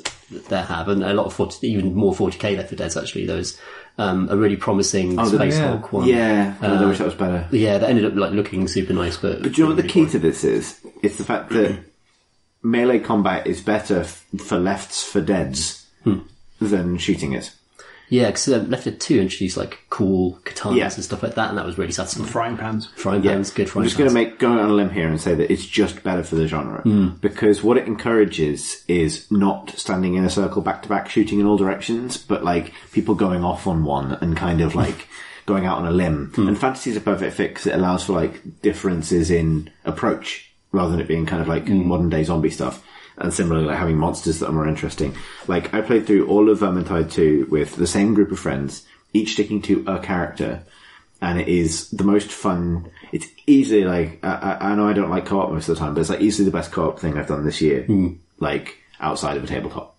Like, because it felt like a little journey we all went on, particularly we unlocked our subclasses and things, so, you know, I started that as a little dwarf ranger, shooting things with a crossbow, and, like, the fact that they commit so hard to the height difference that, like, there's an early level where you fight through a wheat field and the dwarf can't fucking see because you're too short, so you have to rely on everyone else to tell you where you're going because you can't see. Like, literally everyone else can see, but the dwarf can't. To like ending that campaign as like a slayer, nice. with the button that lets you literally just like fire dwarf at person. Like, you just like fling forwards and annihilate people. It's flurry of axe blows. It's so good. Classes are really, really nice. They feel so fun and different in different ways. Like, Phil Savage, PC Games Phil Savage, always plays like the, Elf Ranger. I think it's Elf Ranger. It's a Carillion or something like that. And, she's just amazing. And you watch her like blazing forward like 2 knives, and then suddenly just gets a bow out. It's like Legolas is like 10 dudes, and I'm still like this big heavy Empire dude with like a knight, just like with a giant stupid hammer. And I clonk one thing, and I'm like, yes, I've done my part. I remember jumping off a rock in order to land a kind of an axe headshot on a Chaos Warrior because I had to climb a rock in order to jump high enough to hit it in the head, and it was genuinely like. It basically, the entire game is just the Legolas Gimli rivalry from Lord of the Rings, the game. Yes, it really feels like that. And it's so good at that, like, because I played it with, Rock Paper Shotgun's Matt Cox, who is the elf, who was basically just using it to show off basically the entire time, because that's what elves do. This really I think, Fee, who listeners of the Miniatures Monthly podcast will know, and Tom and I know from real life now, after Miniatures Monthly Live, was playing the wizard who occasionally, if she overheats, she just explodes. And she can't, like, help it. It's a very Warhammer thing that, like, you cast too many fire magic spells. But you get, like, this brilliant moment of, like, I'm really sorry, everyone. Oh dear. And, like, it's like, and because it's friendly fire, it's just consistently, like, this funny moment of, sort of team dynamics, and it stretches that over a campaign that like goes places, and it has spectacle, and it has really cool different gorgeous. environments. The levels bosses and things as well. Yeah, the finale's great. Like, do you play it all the way through to the end? Not quite to the end. Oh man, yeah. I think Team PC Gamer are going to get together and hit you should finish it because the ending, like, you know, they have to go within their means. I think in terms of assets, but like at the very end, it gives you a glimpse of like we're going to go full Warhammer right at the end. Oh, nice. So you end up minus. Do you mind if I minus spoilers? Oh, no, go. You end up teleporting to Norska and fighting through the tundra, but like in the background there's like an entire like 10,000 people strong Chaos Army. Oh yeah, and you're just, it's the Warhammer game I really want. Yeah, it's so good. Like, I would care about spoilers, but I don't know what any of that means. So. It's so good. Like, wanting. I just want that team to keep making that. Basically, if someone should give them 40k to do something like that with, because. Yeah, that'd be really I need to play this. Yeah, it's really good. Possibly It's easily the best co-op game of the year, in my opinion. Yeah, I'll go back to it. I'd happily play it again. Yeah, Yeah, I'll Let's play it again. because you get you get fully entrenched in a class as well, don't you? Because there's so much leveling up to do within a class. There'll be stuff. Yeah, well, the thing never is, like, looked at if I swap to a class I've never played, it's the same experience because I go start from level 1. Yeah, and, like, which is really nice as well. yeah, it's real good. I'm glad we didn't forget about Vermintide 2. Yeah, I feel like it's going to get overlooked in a lot of people's lists because it's been a long time. It's been. It has been a long time, but it's also quite simple fun in a way that, like, it's hard to. I mean, a lot of good design goes into creating melee weapons that have heft and weight in first-person context, and they're very good at that. Like, they're underrated for that. But yeah, ultimately, it's just hitting loads of rats in it. But it's also but also really well designed, like, boss monsters and stuff like that. Like the troll that vomits on you, and you can't fucking see. Yeah. Like it's got like there's loads of really good design in that game. It's not easy to achieve the simple thing they achieved. If that makes sense. Yeah, for sure. And also, it's another Warhammer game, right? So a lot of people just kind of. There's so many on Steam, you just kind of gloss over it. So it's just another one. And they've all got, it's Warhammer : some nonsense. And Vermintide is a difficult word. It's difficult to sell. Was it early in the year as well? Yeah, I think it's like March. That kind of time. So I feel like that's the worst game of the year strategy is to like be an existing franchise early in the year, and it's kind of just fun and like functional and maybe not the bravest and most unique thing in the world. And the optimal go-to strategy is Obra Dinn, which is this incredibly unique and memorable thing really close to the end of the year. Yeah, it's fresh in your mind. That's the meta game. And you're right. Like I remember one of the only edits I had to make to any content we produced in advance of this year's Golden Joystick Awards was our re-edit of the announcement video where I had to correct pronunciation of Warhammer Vermintide. It's a very dark Magic Roundabout episode. Exactly. But I really like the idea of that Magic Roundabout episode. The grimmest episode. Like the roundabout, like Bing's 13. I was thinking, like, I'm sure my gran played bridge with someone called Vermintide. Vermintide the cow. Vermintide's the cow, yeah. Vermintide is like the dire. The dire cow. The dire Vermintide.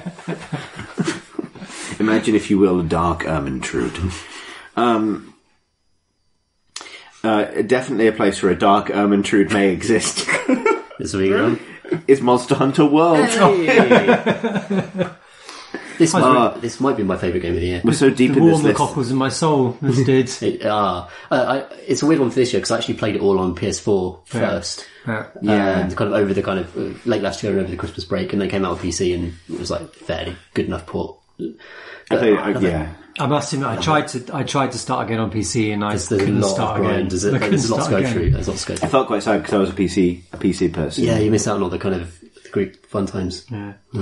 But it's fucking great. I've played Monster Hunter since PSP days, so I've been immersed in its many weirdnesses for a long time. Right. And I was really worried about it coming onto big consoles, and I was thinking, is it going to be yet another? Like every time there was a new Monster Hunter game, there'd be stories coming out. This is the game that's going to break it out into the mainstream, and then obviously they came around for Monster Hunter World, and it looked like it made a lot of changes to what Monster Hunter is, and it's a dual worry of kind of, I hope people like the thing that I love, and I hope they don't change the thing that I love, and it worked both ways. I think really did, and I think it was wonderful to get to play in Monster Hunter World, which lives up to the promise that's kind of in this little handheld version that I started with. Like in that game, the world is split up into these little zones, and there's a loading screen in between each, which sounds horrible when I describe it, but it's just the game. That's just how it works, when you actually play it. Monster Hunter World, the huge levels are wild and open and huge, but still retain this twisting quality that they do in the original, where the connections between the different sort of fundamentally arenas in Monster Hunter World, they really are. They're quite twisting, and you have to know the routes to get from here to there, despite the fact that the world is one streaming open space. And I really like that it took the best qualities of what the old Zone version did, which is to give you discrete play areas that you have to travel between, and that you have to get to know in order to be a good hunter. I really, really very much thought that their solution for that was great, and it got a huge amount of drama. And the old games had amazing vistas, but they were just backdrops. You could never walk into them. This one, they were huge, and you can walk into them. So that was marvelous. And then the monsters just really good, like beautiful. They're just the best enemies I think I've ever fought in games. And up there with I count a bunch of Dark Souls bosses and Bloodborne bosses as just being incredibly characterful and interesting. But there's a different thing to Monster Hunter because they use their environment in loads of interesting ways for one part, and that kind of going to the Coral Highlands and fighting all the beautiful creatures that are in this kind of crystalline paradise place. It just feels so different to going down into what's it called, the Rotten Vale, where all the bastards live, all the most mean-tempered creatures. Devil's toilet. That's where Odegaren's down there, and the big sort of giant bone thing that likes to turn into a giant wheel and roll over. And all the just kind of mean bastards down there, and it's so much character in these creatures. Like it's like I love that they don't have health bars, for example. I've seen op-eds saying, what this game needs is health bars. That's the last thing. Sorry, I just made it like a backbench Tory MP. Like involuntarily. And it's like, that's the last thing you'd ever want to do, because all their body language and all the kind of battle scarring that you see on them, the way they behave and the way they flee, kind of whimpering into different You read them. areas. You read them. Really You'll notice damage on their models slightly, like subtle hints, really. Yeah. But you get to learn them. You get to know them. Just as you learn all their tells, and it starts off being instinctive and sort of being knowing where to roll when a certain things happen, and then it becomes more and more, on the front of your mind, and starts being able to manipulate them. And it feels so shonky when you first ever play Monster Hunter. The movement feels like really kind of weighty and sluggish, and the attacks are really slow. As you can see, often you're just sort of clunking things with a giant sword. It takes ages to hit anything, and it's like, where are my sick combos, and everyone has sick combos. It's just like you have to really learn what the rhythm of your weapon is and what the rhythm of the monsters are, and it's because the monsters' rhythms are quite slow as well, and they're going to exhaust themselves and be in certain positions, and you just learn when that happens and when they're weak and when to back off. Well, what's great about it is you are a boss monster. It is the game where you have attack patterns that you have to bring to bear. The only difference is you have a choice. Right. It's and some teamwork as well. That's so good. And the sense of, obviously it's a series that's often criticised for being a grindy game, because in this game you are killing monsters so you can make a hat out of the monster, and this hat will give you an ability, it will strengthen you in some way. It might unlock an ability, or it just simply adds to your defense, or it may just make you look better. But you'll need to kill a lot of monsters to get that hat and all the other bits that come with it. But that's the surface of it. What's actually really going underneath is that when you're killing all those monsters, you are getting to know those monsters, and you're getting to know the depths of weapons, which seem, as you were saying, really sluggish to start with, but then you realise the depth that they are being, that's available to you, the kind of the strategic options you have, and the skill that's required to get the best out of them, and you learn that, and the result of it is it's just extraordinarily rewarding. You become a master, and that's really fun, fucking great. I think you'd hate it, Tom. No, really. Yeah. Please play it on PC so that you can play with me, Chris. Yeah, I think I'll get back on it on PC, because I'd like to see all those beautiful monsters on high def. There is some bullshit in it. I think that their entire kind of Zora Magdaros is just a huge pile of shit. It's a literal giant turd that you have to climb and hit. But the series is all about having really shit bits in it. It's important. It has, but they now put you're bosses in them. A dickhead. It's at this point. All of the kind of armor perks and affinity system, that just needs to be clarified, and you can keep it, just make it clear to the player how the fuck it works, and you don't see that to go to wikis and things like that. There's a bunch of stuff in it, but you gotta keep the chef cats. You gotta have the chef cats. Yeah, we can't talk about Monster Hunter about the excellent cats. Best looking food that they make. Very good. Deploying the trail rider animation when you shoot them out of the bottom of that airship is the greatest animation in a video game this year. Don't at me unless you agree with me, then do. Agreed. Splendid. We should take a break now to find out what Pip's games of the year were. Let's teleport forward in time.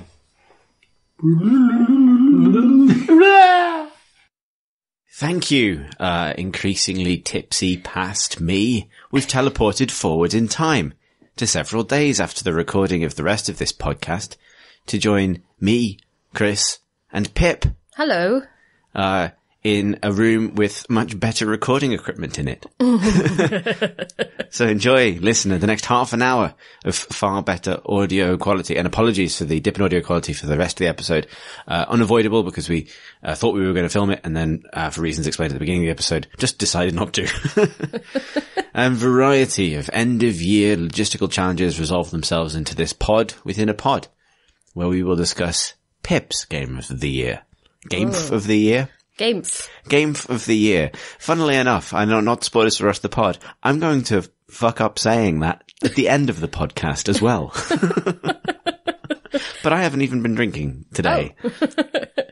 I mean, you've got some Orangina going on. I have, but that's all I'm sticking to. And by the time people get to the end of this podcast, they'll understand why. I see. I'm going to apologise in advance for that. Maybe even throw forward, and if I can, say future past Chris. You're going to be really proud of a pun you make in about half an hour to an hour. And at that point, you're going to feel like you need to have another old fashioned. Don't. I was trying to work out whether you were just predicting that you would make a great pun in this part with me. It was like, okay, we'll dial it back. Like, this is about me, not you. No, I'm just genuinely very aware of how messy the outro to this episode is going to be. I mean, to be fair, you did come home and then immediately go out again and leave the door wide open. So I feel like I might have some kind of sense of where this is going. I'm actually quite relieved to have a chance to sort of express some measure of remorse now halfway through the podcast in order to prepare you for the end. But you were quite right when you say that this isn't about me. It is about Pip's games. Pip's choices. And what about my choices, Pip?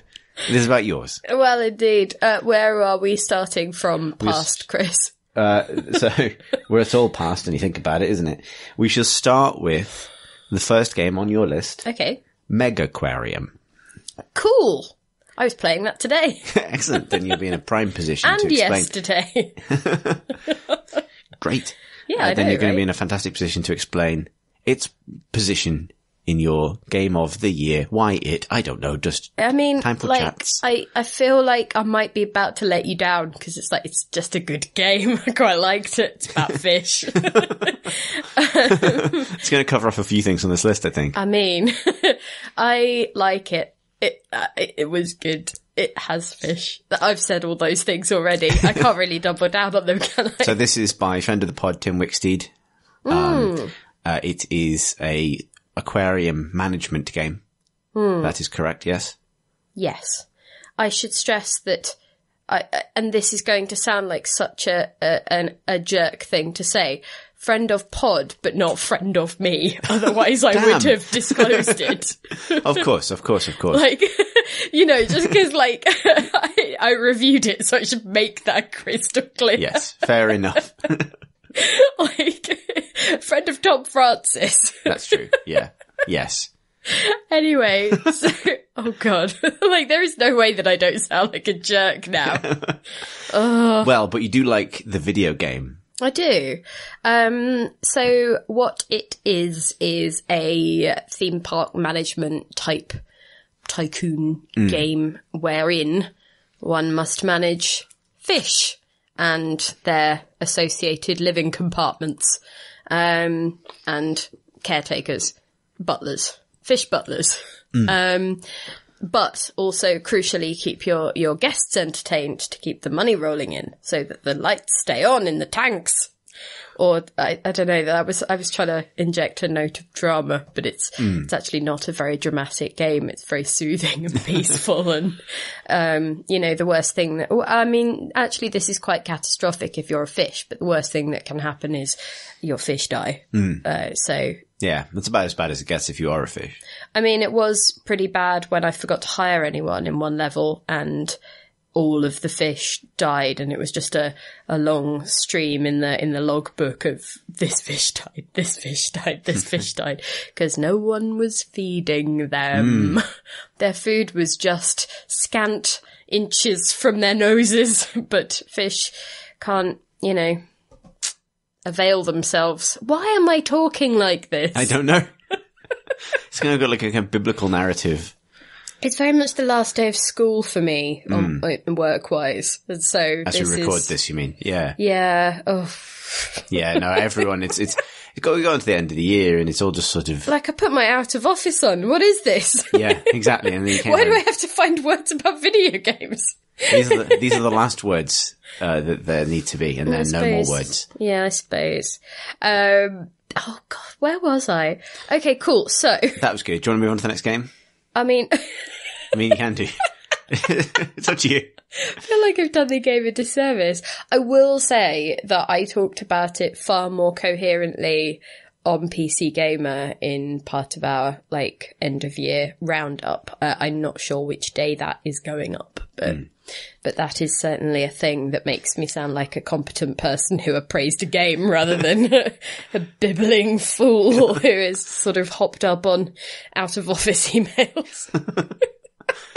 Well, we should move on swiftly to the also underwater environs of Subnautica, which by the time we get to this point in the podcast, I think we will have already discussed it, because I think it's one of the first games we discussed. Nice, good choice. When we recorded this done. earlier in the week. Yeah, it is a good choice. So we covered the basics, but what, I remember, beginning of the year, Subnautica was a game that it had been a while since I'd seen a game grab you that much. Obviously, games come along, but that was a real early year winner for Team Pip. I guess what I'm saying is, what does Subnautica mean to you? It's a nice game about it. Why am I it's a copy and paste, isn't it, really?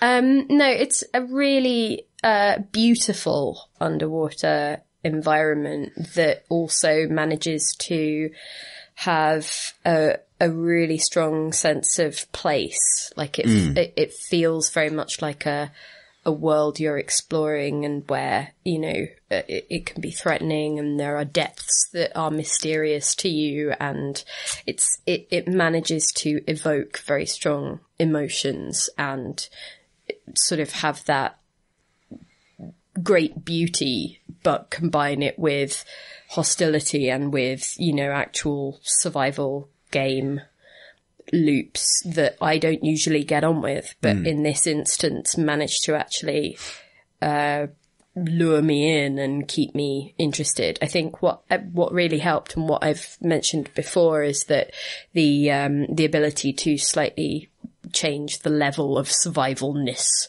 was important, because I've never liked the water and food requirements in survival games. They immediately feel so artificial that I'm not able to engage with the game properly. Yeah, it's more like just having a timer, basically. Yeah, so I tend to play with the thing where you can still take damage, and you need to keep an eye on your oxygen and things like that, but you don't have to worry about purifying water and things. Or gulping down a big handful of seaweed every 10 basically. minutes. So I think I have about 150 hours on it. Dang. Something like that. And it was so rewarding and lovely. And the only reason that I stopped playing was because I had spent so much time with it that I had... It was not a mystery anymore, basically. Like I set myself, one of the tasks I set myself was to collect all of the plants that you could collect, because some of them are just things that you encounter as environmental things, but others you can take home and put in little grow beds around your base. And so that was my personal challenge, was to set up a garden with every single specimen of plant that I could find around the world. And once I had achieved that goal, and there were a few others, there was, I had a plan for a base I wanted to build, and, worked on that and improved that over time, things like that. But I ended up, I'd seen all of the biomes and the areas of the game, and at that point it stops being quite as enticing. But it's so good that that I loved it even after that point. It was more just that, that was the point where I stopped being in its thrall quite as much. That makes sense. Lovely. Maybe to round off the ocean-themed games. Oh my god, I haven't typed, don't I? And a game that I think we have also already discussed so far on the pod, but to get your take on the return of the Obra Dinn. Oh wow, that wasn't even the aquatic game I was thinking of, so cool. We may be missing one, because I think it's the last aquatic game on this. Oh no, maybe not. Okay, we'll get there. Nonetheless. I think there might be at least two that have a watery element. Spooky Sailors, what happened? The game. Well, exactly. That is the thing. I really loved the detective elements of this. I think it does a very good job of building in enough slight wiggle room to the solutions that you aren't feeling like you are having to do the equivalent of pixel hunting, right? You're not just blindly feeling for like solutions when you don't give it the exact phrasing that it wanted. And I think, and that might sound like I'm getting into the weeds immediately with it, but I think that is such a core part of why it's great as a detective game, because what that means is that you are rewarded for making the right set of deductions, even if, like, it gets you to a particular area rather than a specific conclusion. So the thing that I guess, I think an example would probably be easier. Like, I've also forgotten enough about the specific examples that this won't be a spoiler, because I can't remember any spoilers.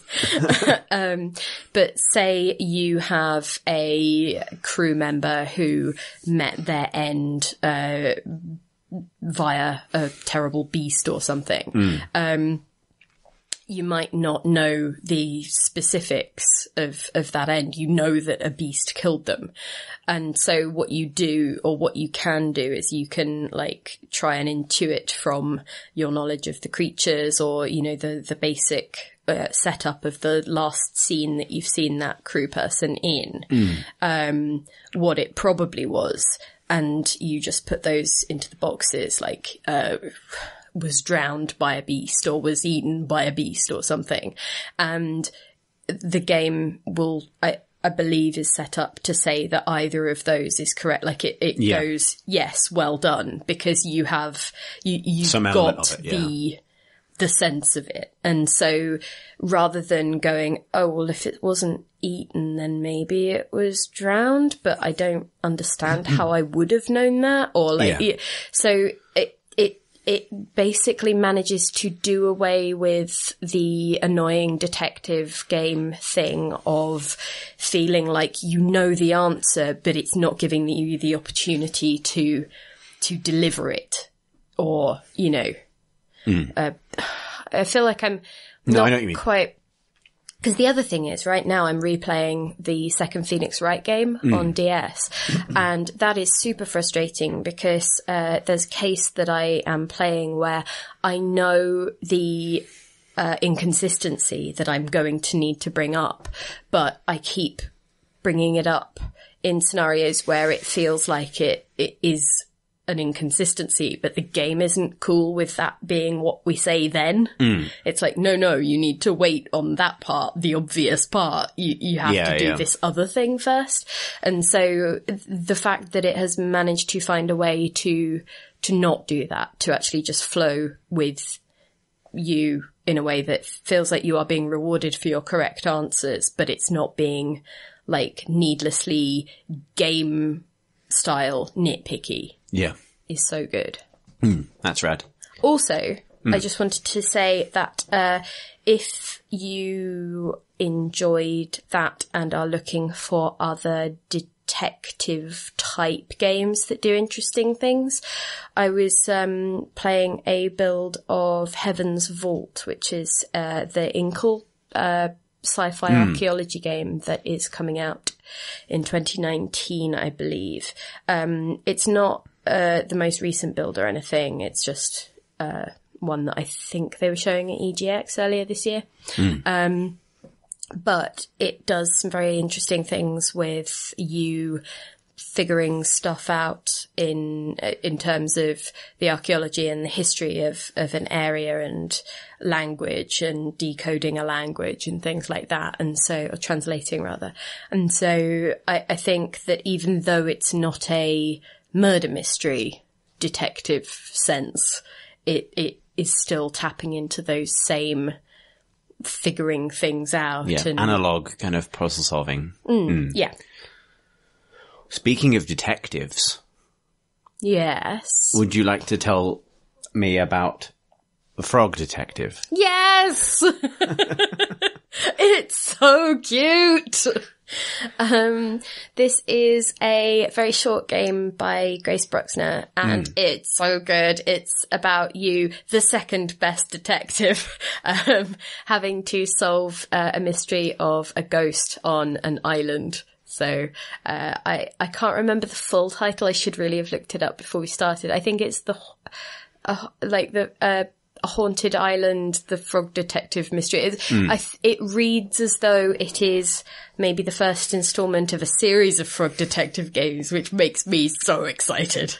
But it's just got such a lovely sense of humour, and there are actually quite a lot of little visual jokes or just sort of fun Easter eggs basically hidden around the world, and it's so little that it's just you get to just dip into this world and experience this little gem for a short time, and then you go, cool. It's just really uplifting.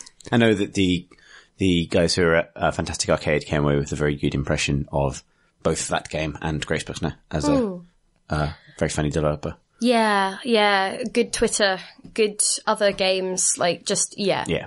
Excellent.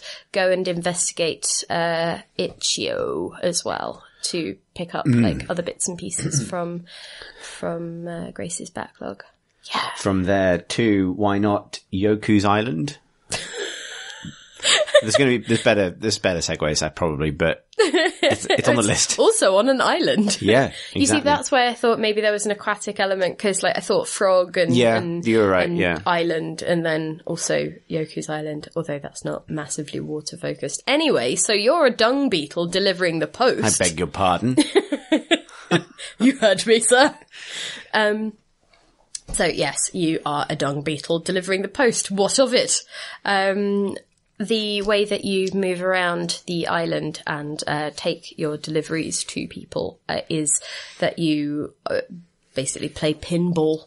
So the world is just a sort of a maze of all of these different tunnels and chutes and paddles that slam you hither and yon. It's one of your favourite phases. Anyway, so this paddle slammed me hither and yon, quoth the pinball, most dejectedly.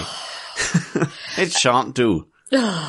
Anyway, it's one of those games that is very good at what it does, right? No, don't Sorry, I did a look face. like that.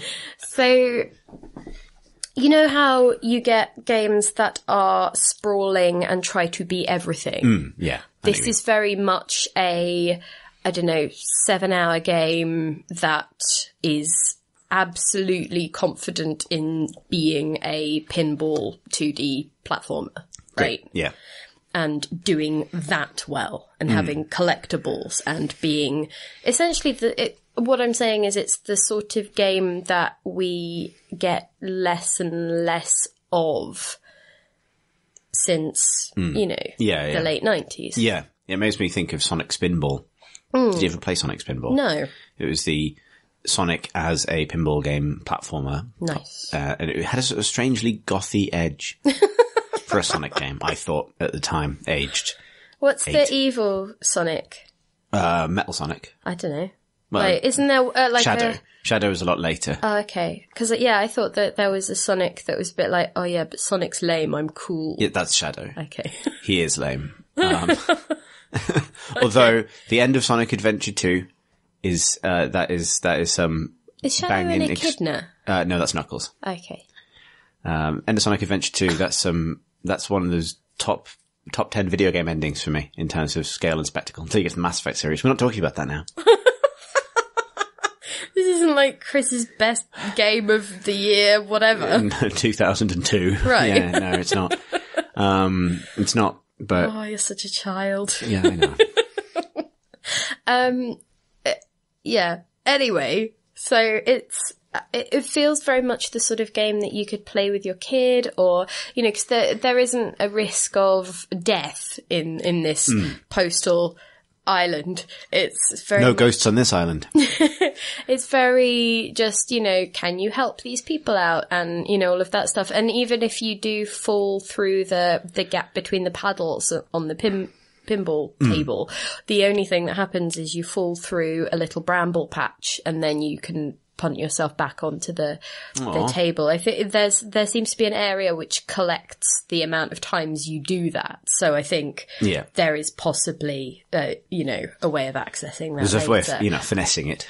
I've finished the story, and now I'm doing all of the little quests around the island. So picking up all the little creatures that unlock like a weird egg, and delivering 3 like undeliverable parcels, or it's that kind of thing. It's just nice. It's really nice, and just very well done. It's compact. And Marvelous. it ends. Do you know what the opposite of pinball is?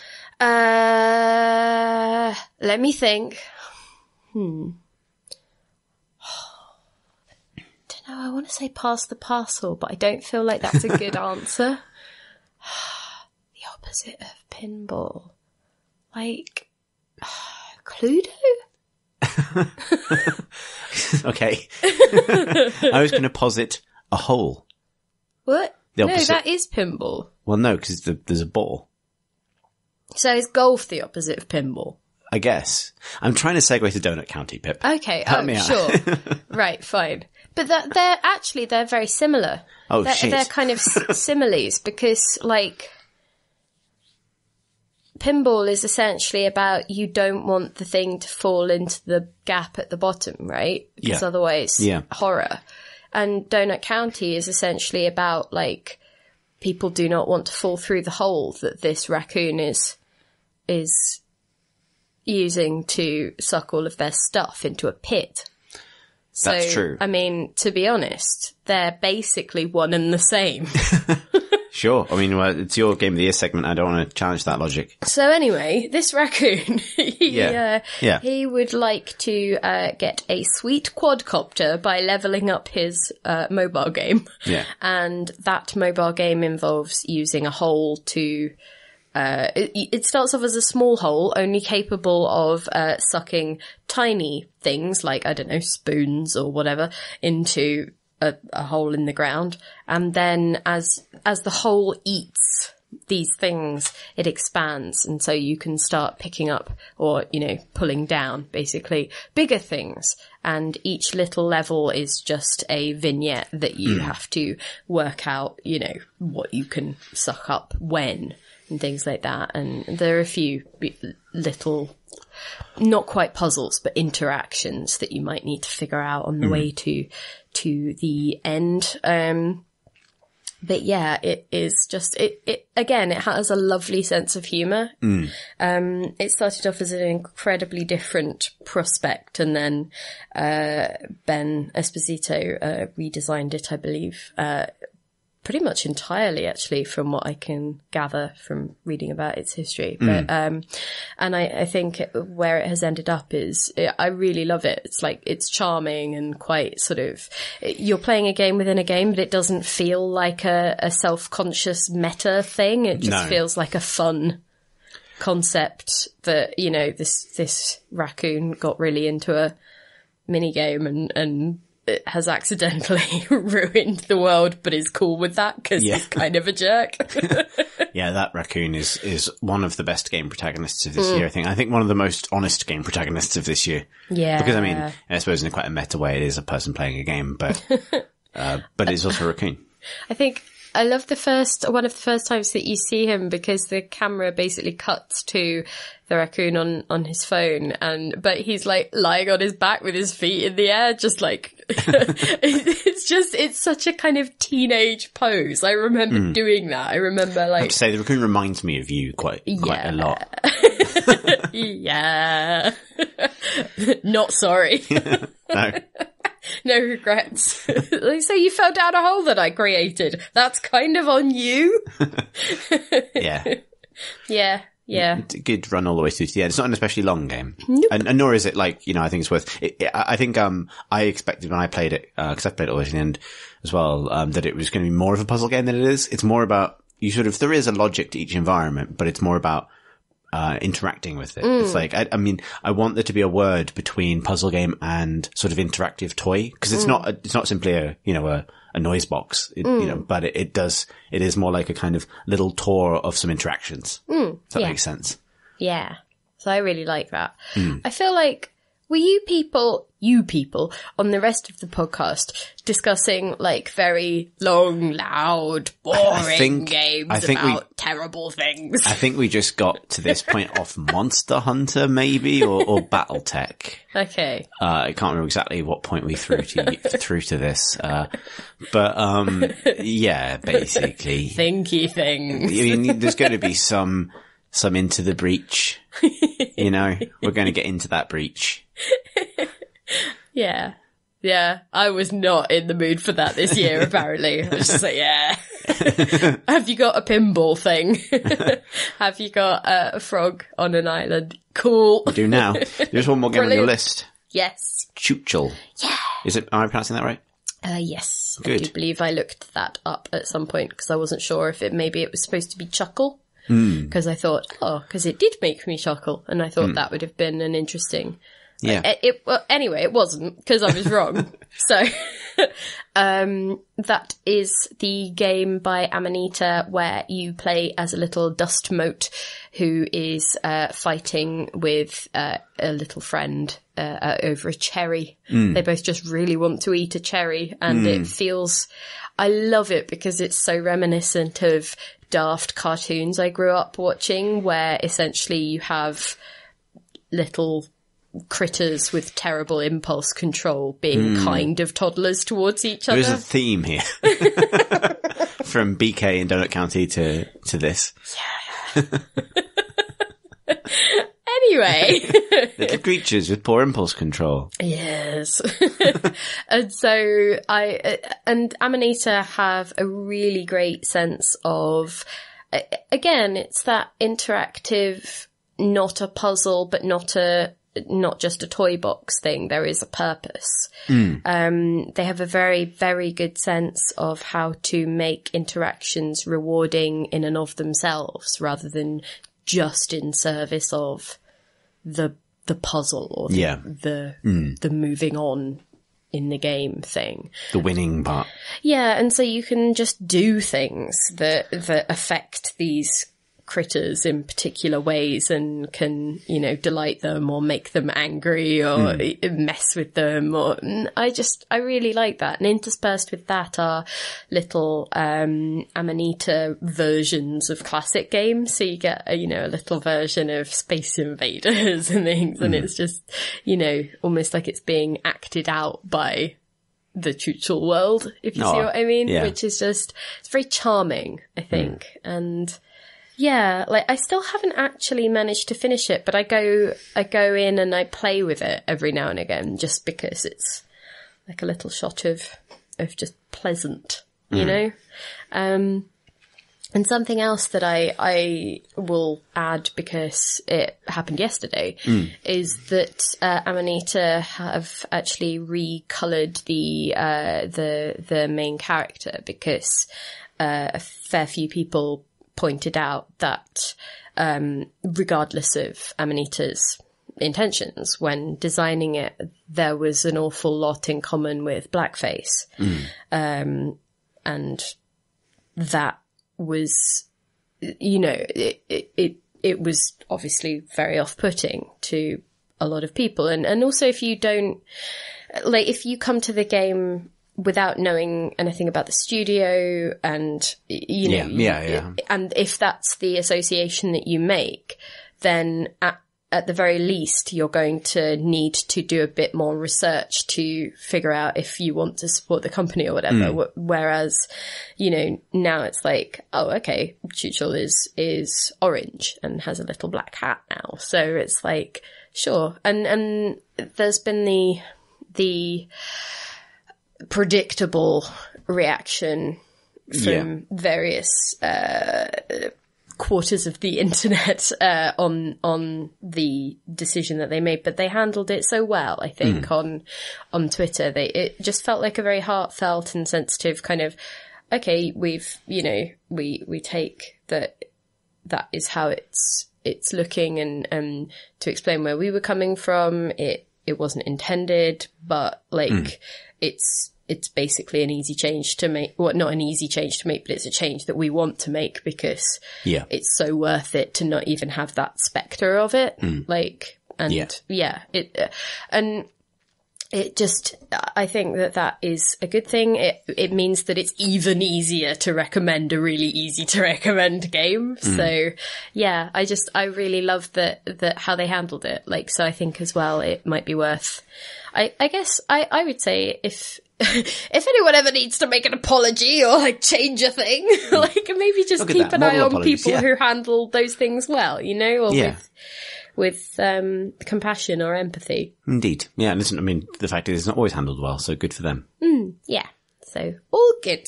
Well, thank you, Pip, for sharing your list of the games of the year. That is okay.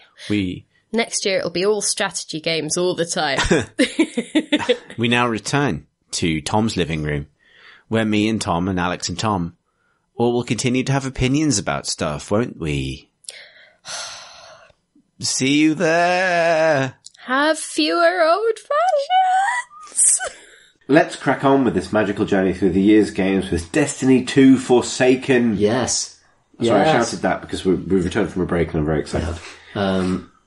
It's very good. It got me back into Destiny 2. Not that I needed a huge amount of... Are you still playing Destiny 2? I am, yeah. I'm still discovering the Dreaming City, which is like the end game so good. that Forsaken adds, which is absolutely gorgeous. I've already sort of forgotten the story mode, which I greatly enjoyed at the time. I put so much effort into these campaign missions, and I thought it was a really good one, and it's super exciting. There's lots of lore in there. The raid it sets up, I'm super excited to do because... Have you played the raid yet? Because I haven't played the raid yet. I'm nowhere near... One of the negative things about it is it's super hard to grind up to the level. That's what because I lost steam, by the time I was skilling up, but there's been a new update since then, which means that there's another raid. You can another raid but you'll very quickly level up, so you can do the old raid. Good. I'm on a opponent lag with Destiny 2, where I've not done. I've got 2 or 3 raids still to do. I still haven't done the last one. Are you still playing on PS4? Yeah, mostly. Yeah, because that's the thing is, it feels like again, this has been one of my biggest games of the year, sort of but in a very low key way. Yeah. And it feels like Destiny 2's struggle has been, it hasn't created the same sense of society around a set of like wonky systems that the first one did. Yeah. Like, I've really struggled to get any of the raids off the ground in Destiny 2 because people sort of get what they want out of it and then leave. It's because there's so much to... Destiny 2 has a great problem, and it is that it is too respectful of your time and it gives you too much to do. Like, Destiny 1, there was so little to do that you had to do the raid just to see something new and to like have some novelty going on. Destiny 2, you don't have to do it at all because... Oh my god, the shopping list of stuff that I have available right now, I am nowhere near needing any raid to go on. And I really, really want to see the raid. I really do want to see it, but... You could just play Gambit forever. Like, you could play that one mode forever. Yeah, Gambit is what a marvellous game. That's a game in and of itself, even without the rest of it. Yeah. So and there's the fiction stuff they're doing, like, honestly, I'd put, like, in terms of my recent game rating, like, Destiny's the thing that I keep... reminding myself not to rip off, like, and I mean that in the best possible way. It's very easy to slip into it. Like, I love what they've done with the fiction for that game, and I love the way that they've kind of embodied it in this expansion, particularly with the Dreaming City and the way that it changes every week, but also acknowledges that it's repeating. Like, they've managed to sort of fold the repetitive nature of late game MMO content into the story in a way that doesn't feel trite, which is extremely impressive. Yeah, I love everything they do with that game. And when I was in Seattle to see Valve in October, I was walking around in the morning looking for a bagel. And I walked past an extremely tired-looking Luke Smith from Bungie in the street. I didn't say anything because I didn't want to bother him because he looked really tired. And I was like, just leave him to it. But I did like sort of think, I appreciate all the work he's done. Yeah. Because Valve and Bungie used to be in the same building, didn't they? They did. They're not anymore. Yeah. They're not anymore. But like... Yeah, I've been to Bungie's nucleus. Yeah. But yes, nonetheless, I also sort of... Because that game has struggled so much to retain its player base and it gets so much flack, and I kind of just want to emanate good feelings towards all the things they're doing. It was really interesting seeing them. So last week, Sony delivered all of its. Any PS4 player has been able to look at their stats. You can download a video. Yeah, that's terrifying. And it was terrifying, but also the divisiveness between the play time of Destiny 1 and Destiny 2 seemed quite telling. Obviously, Destiny 1 would have been out for a lot longer, but I don't know. I just proportionally, like there were a bunch of people I saw who had like mine was literally 1,000 hours of Destiny 1. Yeah. 250 hours of Destiny 2. I nearly sent you a message to say that my entire playtime on PS4 was only a couple of 100 hours more than your Destiny 1 time. I had, I think, 880 hours in Destiny 1 and about 250 in Destiny 2 as well. Yeah, but that ratio kept reoccurring. There was something like, I mean, and given that,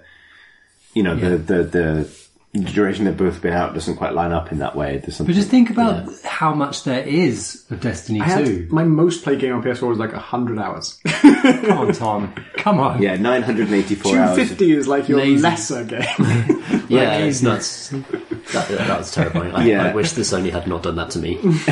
That's the thing, is the PlayStation 4 is the Destiny and Netflix device. It's like, that is the two things it's for. Yeah, it's great. Like, allegedly other video games like Bloodborne and Assassin's Creed exist, but predominantly it is those two things. It's a very good Destiny machine. I think that so much of why I'm obsessed with both games actually is how easy comms are on the PS4. I know this PC Game podcast, but I think it goes to show that, like, maybe I wish the PC was a bit more like that, and that's why I get annoyed at stuff like Steam for having bad comms, because on PS4 it's so good just to get into a strike team and for audio just to work and sound really good and be responsive with no lag and break up and stuff like that. It's also that, like, I mean,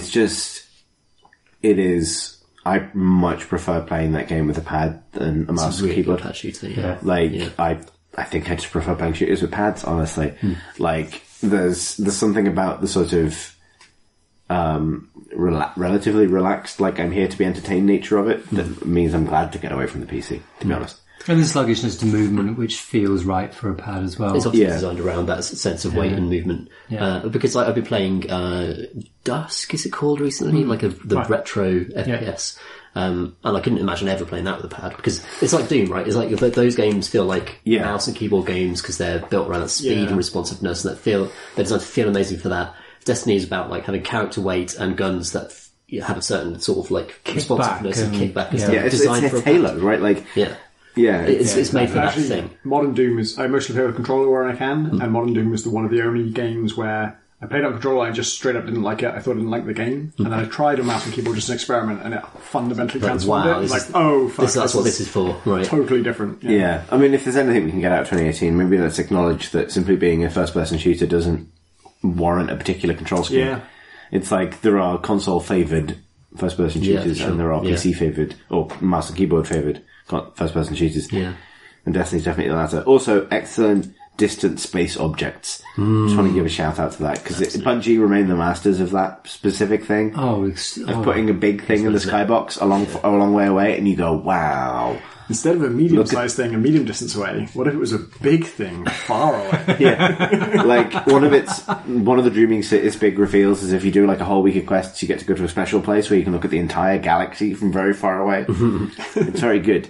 You should look at big things from far away, that's all I'm saying. We've got a lot of lists to get through, and we're all been drinking, so let's do it. Talking about big things from far away, how about Madden, where big men are far away? That was good. I'm on board with this. Big men, but they're far away, so they seem little. Before I talk about Madden, actually, I will talk about a thread on Twitter, which is 99% fucking horrible these days, but occasionally beautiful. Steve Gaynor started a fantastic thread about game dev kind of shortcuts and kind of programming nonsense and glitch that people have used just to kind of get things done in games. And there's a very good one. I don't know how true this is. Anyone could have been fucking tweeting this, really. But there was about like Madden 2003 and how they had a bug when they were creating it where the pitch would load, but the teams wouldn't be there. It would just be the pitch and like a ball in the middle of the field. And then someone said, where's the team? And someone else said, well, have you checked inside the ball? What? And then that was their first thought? They used the debug tools to go inside the ball, and both teams were all lined up in perfect formation, tiny inside the ball. And at that point, they were the Destiny spacemen looking at Christ, that is the literal plot of Destiny. Far away. Yeah. A time when big men were small. The thematic time was too good to resist. Madden 19 is great though. This is the first time that the game has appeared on PC for 10 years, 11 years, something like that. I'm really glad it did, because it's an absolutely stunning sports sim. And we don't really talk about like sports games very much at all on the pod, because they're so rote. They come out every year and they're basically the same. Like they'll FIFA will iterate a little bit, Madden will just add a little feature here and there. But for this game to come to PC after 10 years, and for people to actually be able to play a great American football sim, it's been such a huge leap. I thought it was worth celebrating, and I've had a great time with the game. It's not only because, American football is just like a turn-based tactics game. There are people on the sidelines who have microphones that feed into the quarterback's headsets, and they've got a little satellite dish on the side, and they beam it into the quarterback, and they say, here's a play I'd like you to run. They check it on their wrist, and they run it. And that's just, you're playing XCOM. They are playing XCOM with big men. Yeah, real-time XCOM. So XCOM with big men, that's Warhammer, Tom. Oh shit, they're playing Warhammer. And yeah, actually, like, there's loads of American football in Warhammer as well, which is interesting. It's Blood Bowl.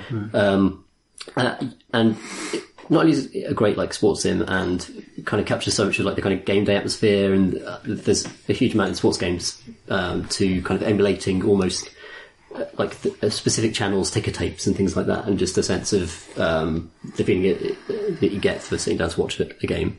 And it does all that stuff really well, but it's also incredibly responsive week to week to the actual live season. And it's actually one of the most responsive live games I've played. And a lot of games like to talk about, responding to players and, updating every week and updating constantly. But Madden, like, every result that happens over the course of a game weekend will be fed back into the game. They'll record new commentary lines to reflect the games that have happened over the weekend that will then go into your game, so that when you sit down, you just launch a game, and the default game is you pick your favourite team at the start. So it'll be like, oh, the Falcons versus the people they played this weekend, and there'll be lines in your game that refer to like their position in the league, their position in relation to the playoffs and the Super Bowl and that kind of thing. And that's just a level of kind of connection to the real world that is so rare, even in stuff like FIFA. It's just partly it's the sheer amount of money that goes into Madden, the sheer amount of money that's swimming around in the NFL. But it is pretty special if you like the game. And I've been subscribed to NFL Game Pass all year, and I've been watching loads of games, getting really into it. And it's the perfect fan service. It's just the perfect video game accompaniment to a cool real life thing that is respectful and captures the atmosphere, and is also just a great sim in its own right. I think it's brilliant, and I thought I'd take a little bit of time on the podcast. Chat about some sports. Sport time. I'm glad we Good did sports. That. I don't know how to segue from this. So let's talk about Hitman 2. That's a game that came out recently, and it's very much like Hitman episodes, which is how I think of it. Was that Hitman 2016? Oh yeah, we're calling it Hitman 2016 or Hitman 1. Yeah, No, they call it Hitman 1. I can't call it Hitman 1. And this is not Hitman 2. Although hilariously, until recently, if you recorded a video of Hitman 2 with NVIDIA Shadowplay, it saved it to a folder called Hitman 2 Silent Assassin, which is specifically the name of the previous Hitman 2 and not this one. It's like, it's one step short of calling it like Hitman 2 Silent Assassin, the one that was released like 10 years ago, definitely not the new one or any other version. Anyway, I think that was just an oversight. Hitman 2 is like very similar to the previous one, and it's 5 big locations, which like each one has a story mission attached to it, and there are also like escalation contracts and player made contracts and stuff attached to those. And like the previous one, that like each one is big. In fact, more so than the previous one, each one is like a big, fleshed out, complex place. There's way more to it than needs to be there for the actual assassinations you're doing. And it's not like a major leap forward for the series. It doesn't really change or add anything major. But it's worth kind of recommending because it's like incredibly generous, and also it's like they're doing this crazy thing where they like included all the levels from the previous game, just as. And if anyone knows, please correct me if I'm wrong, but I think even if you don't buy Hitman 2, you can play all of the Hitman 1 levels in Hitman 2 just for free, because the first episode of Hitman 2 is just free, straight up. Like, right. You can just have that no matter what without paying anything. And I think all the legacy missions are just there as well, even if you didn't buy Hitman 1. Because do you have to have Hitman 1 or Hitman 2016 installed, don't you, in order to play those missions? I don't know. We have to check this. It reminds me a bit of Left 4 Dead 2 when they eventually just ported all the Left 4 Dead 1 levels into it. Yeah. That was a brilliant thing for that Sonic 3 and Knuckles.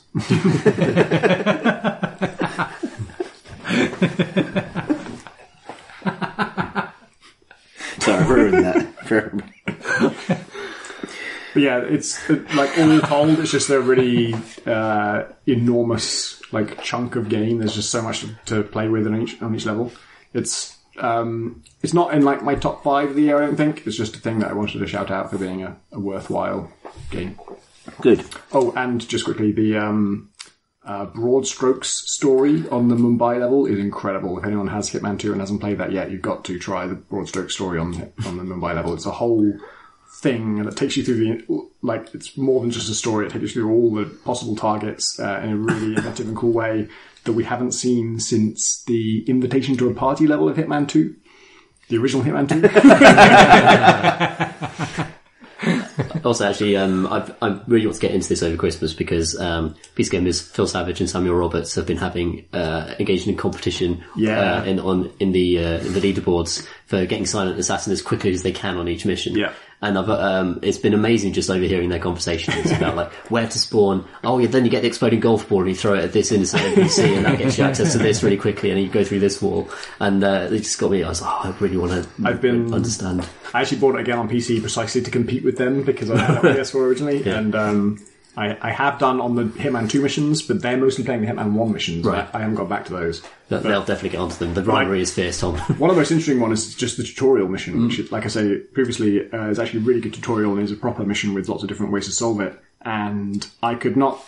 I think Phil and Matt Castle both had like under 5 minutes on their time, and I couldn't see how they did that. I was getting like 7 minutes at least. And then I finally figured it out, and I realised, there's this guy who drinks from the vodka bottle. I never noticed that before. And if I poison the vodka bottle ahead of time and get him out of the way, and therefore get the target alone, and then as soon as she goes to the panic, I'm going to take her out. And I'm like, okay, finally, I figured it out. And then I talked to both of them, and neither of them did anything like that. It was fundamentally different to their approach. Yeah, and that speaks to how kind of cool that game is, and how many different kind of angles there are on each mission. Speaking of hitting men, Yakuza 0. Yeah! Or any video game. Shush, Tom, we've got a segue to Manhandle. When you hit men in this game, money flies out of them because it's 1980s in Big City, Japan. That's how the 80s worked. But that's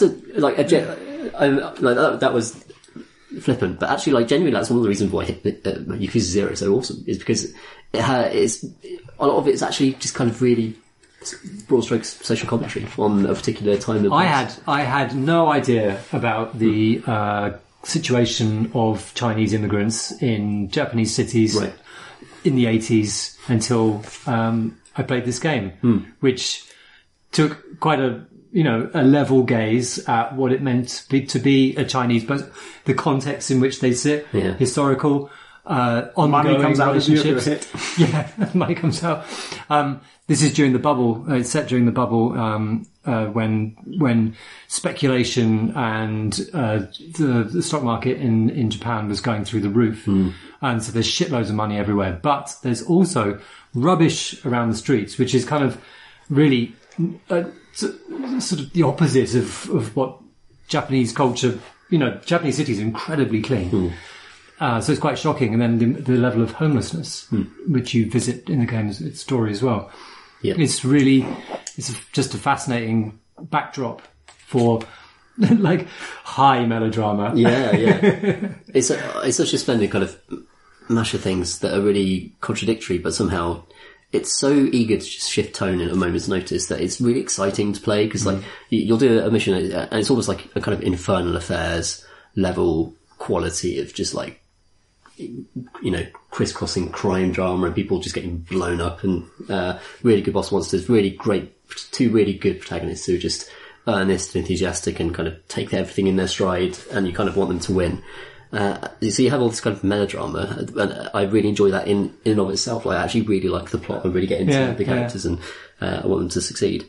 And then you'll go into like a Mahjong parlour and find just a beautifully simulated Mahjong game there that you can just play and bet on as much as you like. Or shogi, or there's all these loads and loads of kind of streets, kind of deeply complex kind of traditional games in it. I've done so much extra reading off the back of this game, just because it's just shown me a glimpse of them. Because once you realise that a lot of it is commenting on authentic things, you go out there and start reading about like the cultural background to it, and realise that it's a deeply frivolous game and deeply slapstick in a lot of ways, but actually it's a kind of like it's a cultural piece of commentary as well, as being a stupid punching game. Yeah. So I was running like a club.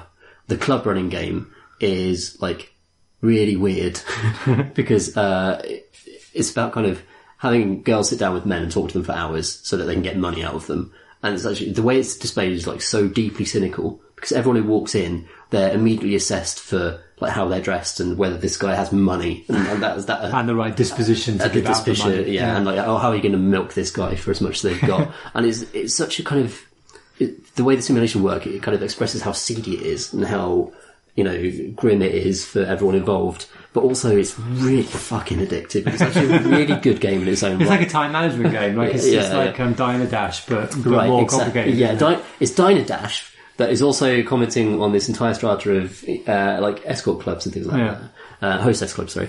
And if you're feeling grubby, you can then go out and do some karaoke, in which your character, who's this hard-bitten Yakuza, karaoke's great, just lets out and does just J-pop.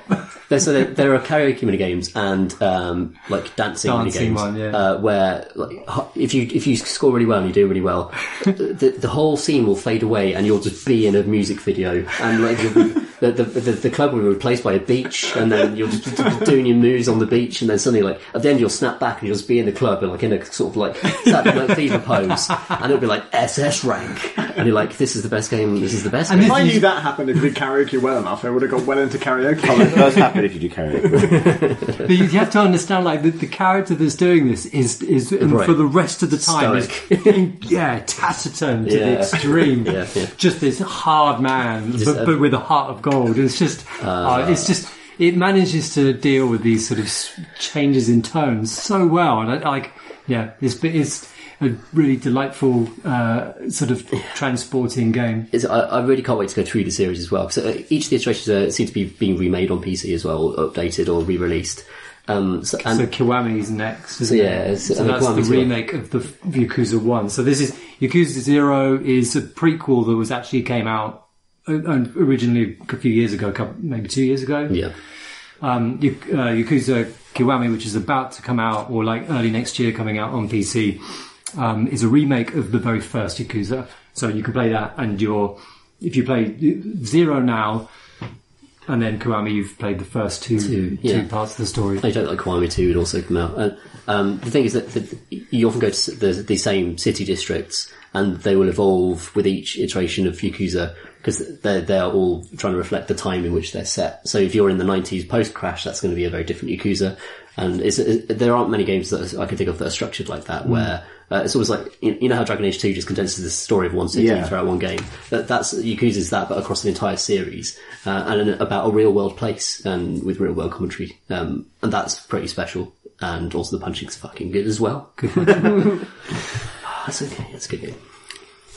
I have literally no way to segue from that to this, but let's talk about Prey Mooncrash. Yeah. That is the game I predicted would happen 10 years previously.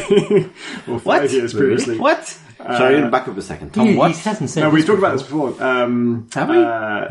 You remember when we went back to listen to our predictions from 5 years previously? My big thing was like, someday a AAA developer will take some roguelike elements and put it into their game. Right. Yeah, okay, fine. I was like, specifically, there'll be a Prey game set on the moon. Didn't happen for 4.5 years. And then someone finally did it. And yeah, it's incredibly interesting. I especially want to acknowledge it just for like, it actually makes progress. Like, I play a lot of roguelikes and I know what they have done and haven't done. And Mooncrash really kind of moves it forwards. They didn't just kind of copy the best bits of roguelikes and plug them into immersive sims. They actually wanted to kind of build a new system that made sense for them. And the idea of having these kind of like 5 or 6 different characters, they're classes, but they're also named characters who all exist in the same place and in roughly the same time, and they play through the same kind of area and achieve different things and change the state of that world. It had a really clever system for like the idea that like there's a difference between your life and a sort of run. Like a run can have multiple different lives within it, and each of those is a different character, and they're setting things up for the other characters to achieve. And if it all goes to hell, or if you win or whatever, you reset the simulation and then you're back to a new run. But within a run, you can have characters setting things up for each other and changing the state of the world in a way that's really interesting, and plot can unfold from that. And there can be all these different explorations of like what that character is good at and what their role in the story is. And it actually kind of made sense to me it made sense of Prey's massive web of skills, which in the main game, which I played for like 35 hours or whatever in one long run, I couldn't explore all of it. And it also was so long and so kind of exhausting. I didn't really want to play it again just to explore some different tree. But in this game, in Mooncrash, you get to explore each little avenue of those trees with different characters. Taster menus, aren't This they? is the psionic guy. You're just going to specialise in psionics. You can't specialise in anything else. And you still have enough choice that is interesting to decide where to put your skill points. But you are going to upgrade that guy And your upgrades carry across through multiple runs as well. So you get to explore all of the Psionics tree with the Psionics guy. And when you're playing as a Psionics guy, you're specialising in that. So you still get that feeling of specialisation, but you also get to try everything because you're also going to have an engineer character who's going to specialise in engineer stuff. And that was one of the best takes on like the immersive sim specialisation problem that I've seen. And it happens to be a really good addition to the roguelike genre. Yeah. I should play this. I should play Prey, to be honest. Yeah, to be honest, you really should. Yeah. It's very good though, Mooncrash. Although I don't think I'd recommend playing it before playing Prey. You need a bit of a grounding in Prey, I think. Yeah, I think it'd be quite a bit hit in the face, wouldn't it? Obviously, if the moon were to crash, it would have tremendous consequences. Forza Horizon. That's very good. I like that. I did not see that coming. I think that's got to be the high point of the episode. So. You spent my entire section thinking of that, didn't you? I did. No. I'm so sorry. God, that's good. Fuck. I love. I think you've got to talk about a driving game now. Yeah, I do. Driving back. How the fuck have I come onto this podcast and talked about sports games and driving games? Because you're a massive jock. I like the thing that grounds Tom Senior is that like he's a massive jock correspondent, but also does the Warhammer podcast.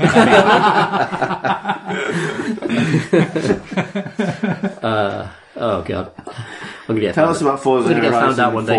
It should be said, actually, if Graham was here, he would be on He'd Tom's be side with both definitely. these games. He's very much enjoyed it. This is actually like got me more into driving games than any other driving game I've ever played, and I've always enjoyed like the burnouts and a lot of the kind of arcade driving games because going fast is fun and blowing up is fun. F-Zero, things like that. But Forza Horizon Zero is like completely accessible, even though it's got the name Forza attached. And often Forza reminds me of a bit like of Gran Turismo, which they're very serious about cars. I don't care about cars, but I do like being a big metal thing that goes fast. And Forza kind of gives you the hit of the big metal thing that goes fast without having to care about cars. But actually, the races are so fun, and the cars are so different and cool. Because you have so many different classes of car that I actually started getting into like manual transmission and tuning things. So I wanted my car to be perfect. You went manual. And suddenly, suddenly I'm fucking Jeremy Clarkson. I don't know how it happened. Suddenly every sentence ends like this. And I don't know how it happened, but and you get to drive from, I don't know, the West Country to you Edinburgh in about 2 minutes. Yeah, you get to drive from the Narnia vision of the Lake District into like a kind of tiny miniaturized Edinburgh, which nonetheless is actually like crazy recognisable. Like their Edinburgh is like super, like getting weird flashbacks to it. It's like a Barocca tablet of Edinburgh. I suppose so. And you go around that very fast and very responsibly. It's really... It's such a snackable game. Like you go in and you see this stupid map of the United Kingdom. Like it has nothing to do with the UK really whatsoever, apart from its stupid Edinburgh tablet. And it's sort of like a lot of little kind of glowing blobs pop up, and each one of them is a race. And so many of them are so different. Some of them are like off road with like a little buggy. Some of them are like power cars in a city, and like you just drive up to any one of them, and it's always fun. And it's always good, and you always get rewarded. It's constantly dropping cars on you. It's constantly giving you fucking houses for some reason. and like leotards and trousers and hats. And it's just cars, houses, and leotards. You get to race a hovercraft as well. You do as well, yeah. And a jet plane, in fact. Jet plane. Yeah, a jet plane taking the worst racing line that you could possibly take in a jet plane. The driving model's brilliant. It's beautiful. People talk to you a bit too much in it. That's true of every one of this type of game, every Forza as well. At least, like, you can kind of skip through most of it. Like, the intro is a bit annoying, but once you're past that, like, and you go from season to season, it's just good racing fun all the time. The seasons, yeah. And the seasons are good as well. Yeah. Clever idea for a racing game. Yeah. Tom. Me again? Yeah. Which... You're up. Am I a jock or nerd or no? What you put Final Fantasy XII on this list. I think that's there's no segue to how do we talk about Final Fantasy XII in the year 2018. Yes, that I can manage. What's 3 times Forza 4? Final Fantasy XII. Thanks, Alex, for trying. So I'll do this quickly. So Final Fantasy 15 did come out this year, and it seems a bit contrary of me to not put Final Fantasy 15 in and put Final Fantasy 12 in instead. Final Fantasy 15 is beautiful, and I like it for a lot of reasons. But for me, like, Final Fantasy 12 has such a fucking cool party design system, and it's a system that I want to see more just copied relentlessly. Which one is the road trip with the boys? That's 15. Okay. So this is not road trip with the boys. How would you characterise 12? I'd meet people and then program them. Okay. Program your squad. Yeah, that's how I characterise this one. So Dragon Age Origins lifted this system pretty much wholesale. Oh yeah. Like, use medkit if you're below X health. Exactly. And Final Fantasy 12 is the first place where I've ever seen that. And it's actually done a lot better in Final Fantasy 12. It's just that it takes ages to unlock all of the commands that you really need to make the game interesting. But the great thing about that is that when they remade this game for PC, they put in a fucking fast forward button. So you've got this game where it takes ages to unlock stuff and there's loads of grind in it. Except if you can just like set it to 4 or 5 times speed, you just design your party and then send it out into the wilderness and press that button and watch them just clean up, killing T-Rexes, killing weird kind of falcons with like BDSM strapping because it's a Final Fantasy tomatoes, rogue tomatoes. Rogue tomatoes. BDSM tomatoes? They go down. Fire magic, bosh, they're out. And you just, you watch your kind of, your automated, but you sort of, like a clockwork monster that you wind up and let them go and they just murder wildlife. And then 5 minutes later they've all leveled up massively and they're just sort of, unlocking different skills. And as, with that, fast forwarding and also just it's a nice port as well, it's actually like a really, really fun systemsy RPG to get into. The plot, there's loads of problems with it, like the plot is kind of fucked because it went loads of different directions during development. They couldn't decide who their main character was going to be. So at the start you think it's going to be a cool knight dude and then it turns out to be a fucking irritating child, which is also Final Fantasy. Yeah. But there are some, again, the judges, the kind of bosses look really cool. The summons look amazing. It's still a good looking game on PC and it's a really fun system. Program your friends, everybody. Play Final Fantasy 12. Let's talk about far loan sales. I have no segue to this other than the F from yes. Yeah, this was a really cool indie game that you should definitely play if you liked Inside or Limbo. Any other games from that company? Move to the right game. But actually, weirdly, having talked about Subnautica earlier, and I mentioned how sort of the atmosphere and the feel of like having power on and oxygen on inside your base in Subnautica. Far has that because it's all about this vehicle that is a kind of land boat, which some might call a car, but it has a sail on it, and there's also an engine, and it's what like Inside and Limbo. It's a beautifully crafted, aesthetically perfect game. Like everything about it is just like uncompromisingly beautiful and wonderfully depicted.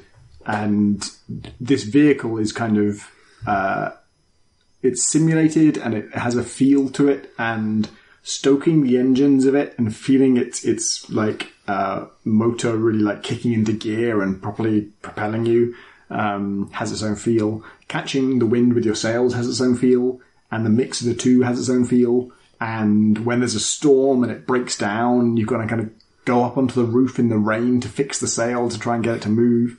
Has its own feel, and running out of fuel and then just like scrounging around the environment.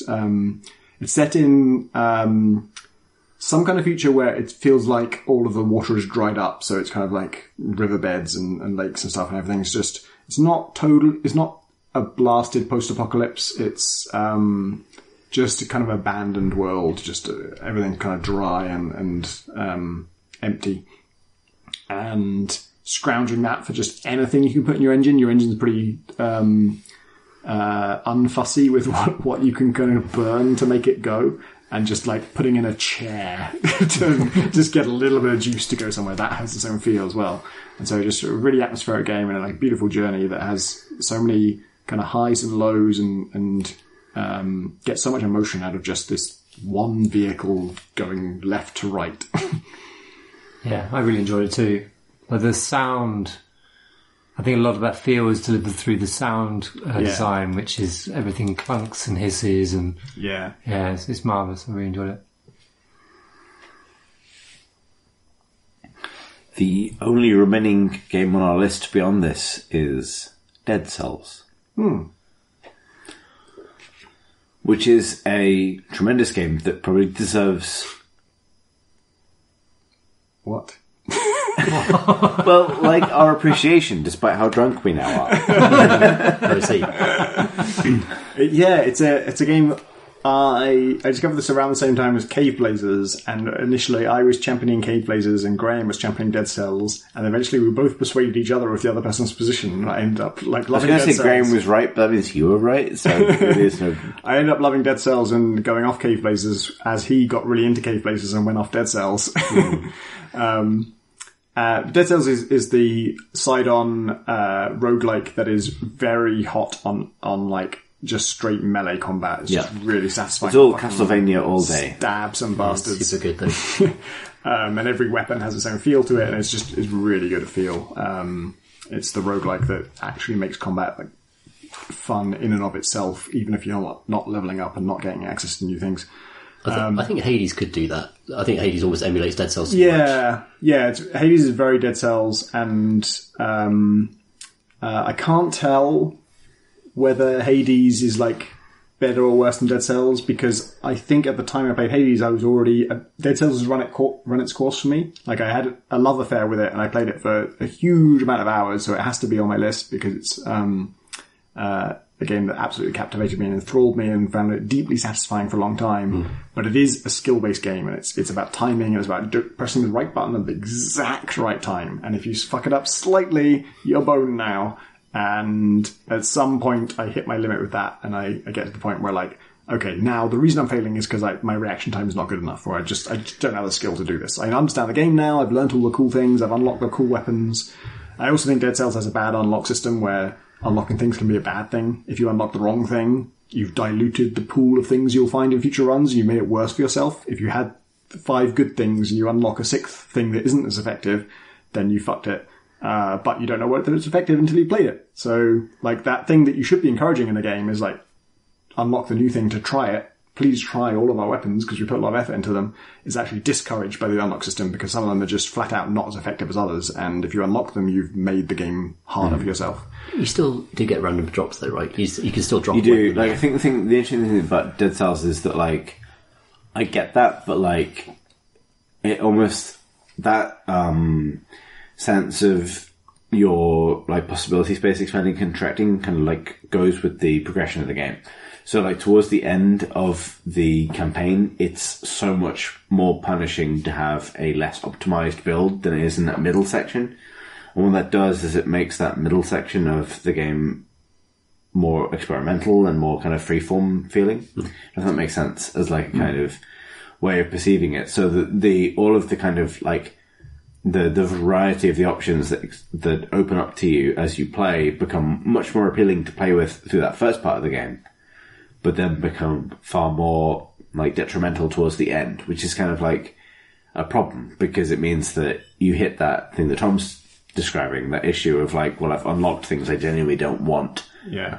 When you're trying to push through that final stage of the game to the last boss, more than you do when you're kind of like enjoying the kind of iterative kind of process of understanding those initial levels. Yeah. So it's got problems. Yep. Still, but I feel as though I sort of broke through it almost. Like I found it. I really enjoyed the combat. I really loved the art. I love the responsiveness of the controls, be able to just roll through guys, block, shoot, attack. But then, like, it seemed really grueling that the environments became kind of dull because you're in the same sewers all the time. And then there's suddenly, like, there was a point where you've unlocked a couple of health upgrades, a couple of potion refills that suddenly let you get into different areas and see more stuff. And after that, like, I'm sort of in the honeymoon period with it at the moment, because I'm constantly getting to, like, the third world or whatever, the kind of with the sunset in the background, and just fighting all those cool enemies, and it's really beautiful all the time. And I feel like that's been an awesome experience, actually getting there once I got over that initial hump. I don't know if that's everyone's journey with it though. No. No. Well, like, yes, although I've spent so much time with it that it's like... So, I remember you, or you're a babe in the woods when you didn't have the giant shurikens that made you instantly win world. Wait, there are giant shurikens now? They're kind of traps that do that. Like, I always kind of neglect the traps. But... I did, yeah, I wonder how much effect I had, because I played in early access mostly, and I did get to the final boss, and it was impossible to me at the time, and I think since then it's got way harder to get to the final boss. I've certainly never got there since, and so I wonder if that's actually a contributing factor to me kind of hitting a wall with it, where like now, because I do worse than I used to, I feel like, well, all my skills are counting for nothing, and this game's garbage. When actually what's happened is the game's got harder. Impossible to tell. Thank God we're not in charge of judging games in any way. But what are we in charge of judging, if not our own opinions? Oh, I do like Hades, though. It is time now to say our game of the years. Oh. Good noise, Alex. I can go first because I know mine. It's easy. It's Into the Breach, isn't it, Tom? It's Into the Breach. It's obviously good Into the Breach. It was always going to be Into the Breach. I knew a year ago it would be Into the Breach. It's an extremely well-designed game that leads to loads of fascinating puzzles and satisfying moments. Always consistent with himself. It's Tom Francis, but Tom Senior. How will a different one of my Tom? many facets will judge this year? Shall I be the jock? Shall I be the nerd? The enigmatic alternative Tom decision. I think it's going to be Monster Hunter for me. Ooh, a good choice. Because everything we've mentioned, but also an awesome social element.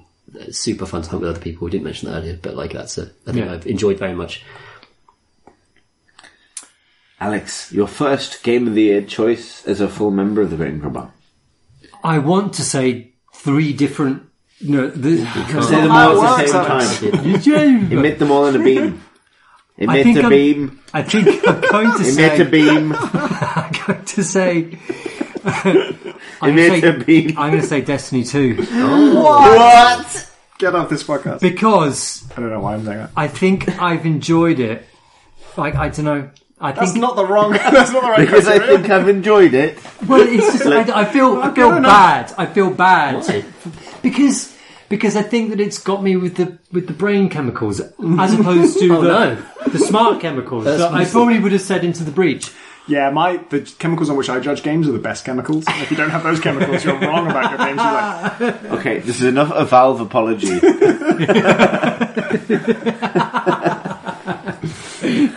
So I'm going to say Destiny 2. We've never Destiny 2 together. We should be. Yeah, we should we go should. rating and stuff. Let us Destiny shoots together. Yeah, that'd be genuinely really awesome. Yeah, Destiny 2 is a good choice. Not as good as Monster Hunter, obviously. But...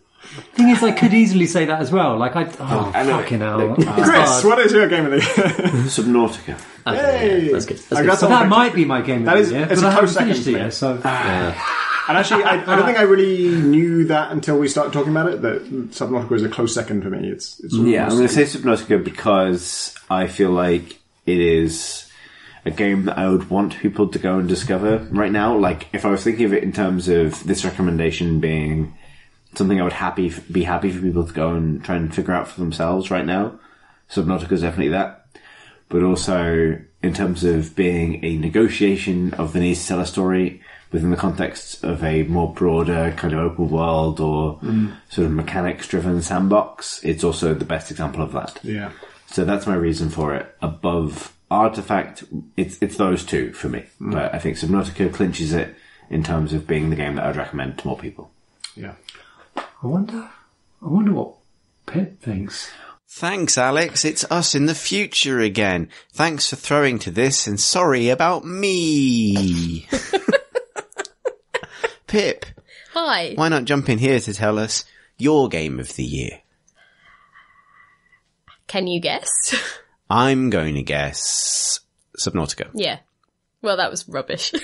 What a crap game. I mean, not Subnautica, this game. The game that I have designed. Don't say Subnautica, the game. No. I have, that was great. Subnautica was brilliant, still brilliant. Well, I wish that I could go back to being a person who hadn't played it and play it all over again. Well, did you know that I also picked it for my game of the year? No. I did. What? I just have. When did this happen? Like, as the listeners are listening to this. But like, when did you... Not very long ago. When did you jump on this boat train? Do you mean submarine? Now look. A submarine is a very different prospect from a boat train. I will have you know. It's like a subway train is more like a chute, I would say. It has to be on rails. Okay, an on-rails water chute. Well, I think I've just explained myself, and remarkably well, given how little I took our advice from this point in the future. No, yeah, so, and actually that means it gets a majority. It's the only game with 2 votes. Oh, really? Yeah. So you and I can declare now, unilaterally, nice, that it is the Crate Incredible Game of the Year. What swung it for you? I mean, obviously I don't want you to repeat your incredibly eloquent sentiments of 5 seconds ago. So, but no, I thought you'd be interested. So, I can't really avoid repeating myself here because, well, okay. But what I will say is that for me, it would... No, don't bother. Fine. I'll tell you later. No, I think what I meant was more, it really didn't strike me as a game that had caught your attention particularly, and maybe that was because I was so busy talking about it you weren't talking about it. I did play 60 hours of it when no one was looking. But that's the thing, is that I think it ended up not being a thing that you necessarily talked about much, and I don't know whether that was just because I honestly had talked it to death. So it rather, I genuinely hadn't known that you had that stronger an experience with it. Yeah, that's and nice. to lightly repeat myself, but mostly for your benefit, it is because I think of all the games that I liked this year, it is the one that I would find easiest to recommend to somebody. I think it's obviously has many of its, and that's not intended to downplay its strengths, but that of all of the games that I've really loved this year, which include things like Assassin's Creed Odyssey or Artifact or Battletech or Frostpunk, it's the one where I think you could give it to the largest number of people and they would find something to appreciate in it. So that's my reasoning. What were the others? Do you remember? Like, what did the other people... The people voted for, yeah. I mean, I'm pretty sure we're doing a review of the podcast people literally just listened to. Oh, yeah, I mean, but, like, so, I feel like I need to have a moment of judgment where I look down upon... Well, like Into the Breach. Okay. That's predictable. Right. Hang on, who was that? Was that Tom Francis? Yeah. Okay. Monster Hunter World. Huh. Okay, what else? Destiny 2 Forsaken. Right, okay. I feel like Destiny 2 would have been Tom Senior. Really? Yeah, I shook my head. Huh. Wow. Maybe that's because I have never heard Alex mention Destiny. And yet, listeners to this podcast... Do I just not listen to any of you? I don't think Is that what this is? Listeners to the podcast will have just enjoyed the noises we all made when Alex said this, so... Yeah. Like, did honestly no one know that he'd even picked up Destiny? Did we not know that he even played it? I played plenty of Destiny with Alex. But D1? Yeah. Yeah, exactly. Yeah, but no one's played D2 together. Right, okay, yeah, that's fair. Yeah. But like, yeah, all these people secretly playing things. Incredible. It's, what a note to end on. It's like you never really know anyone. We might, indeed. It? Like, you indeed. can never really know anyone else's experience of this life. You can't. And that is the thing I'd like everyone to bear in mind as we progress into the rest of this outro. Oh God. Well, good luck with that. And it's a happy holidays and happy new year from us in the future. Oh, I'll get you a Barocca ready for... Thank you. For the past? Okay, it's back to the past. Bye. Thank you very much for listening to this gigantic old mess of an end of year episode. And for all listening all year, Chris. Alex, please. I just thought you'd forget. They might not have. This might be our first episode. In which case this might be so sorry. I don't think have we ever thanked anyone for listening? Tom, we thanks for listening every episode, but we work up to it first. And one of the ways in which we work up to it is by saying that, as ever, You may find us on the internet, thecrateandcrowbar.com. The Discord channel is linked to therefore. This is why I thought I'd step in. You can vote in the community. Yes, I was going to mention that. Tom mentioned it earlier. There's a whole channel for it on our Discord now called Game of the Year, and there's a link that is pinned to that channel for it'll be in the show notes that is made for you to vote. Yeah, in the show notes you can put your own saying. Fuck, I'm so drunk. I don't know when this happened to Chris. I felt like there must have been a point where I became really drunk. Yeah, I've been. So I think the Forza Horizon thing, you were still mostly cogent, and then after that, I think it was building up to that pun. Yeah, and everything after that was just a beautiful, blinking green light that lies beyond your final segue. It's the point at the end of the pier that you can just sort of steer towards and flop off. Off the pier. Into the abyss with welcoming arms. If you would like to follow us on Twitter, we're at Crate and Crowbar. We're also on YouTube at youtube.com/Crate and Crowbar. We will be gone for a couple of weeks at this point as we all go home to think about our lives. But we'll be back probably by around January 11th, second week in January kind of time, with a new episode of the podcast. If you would like to follow us as individuals, you can of course do that if for some reason you wish to.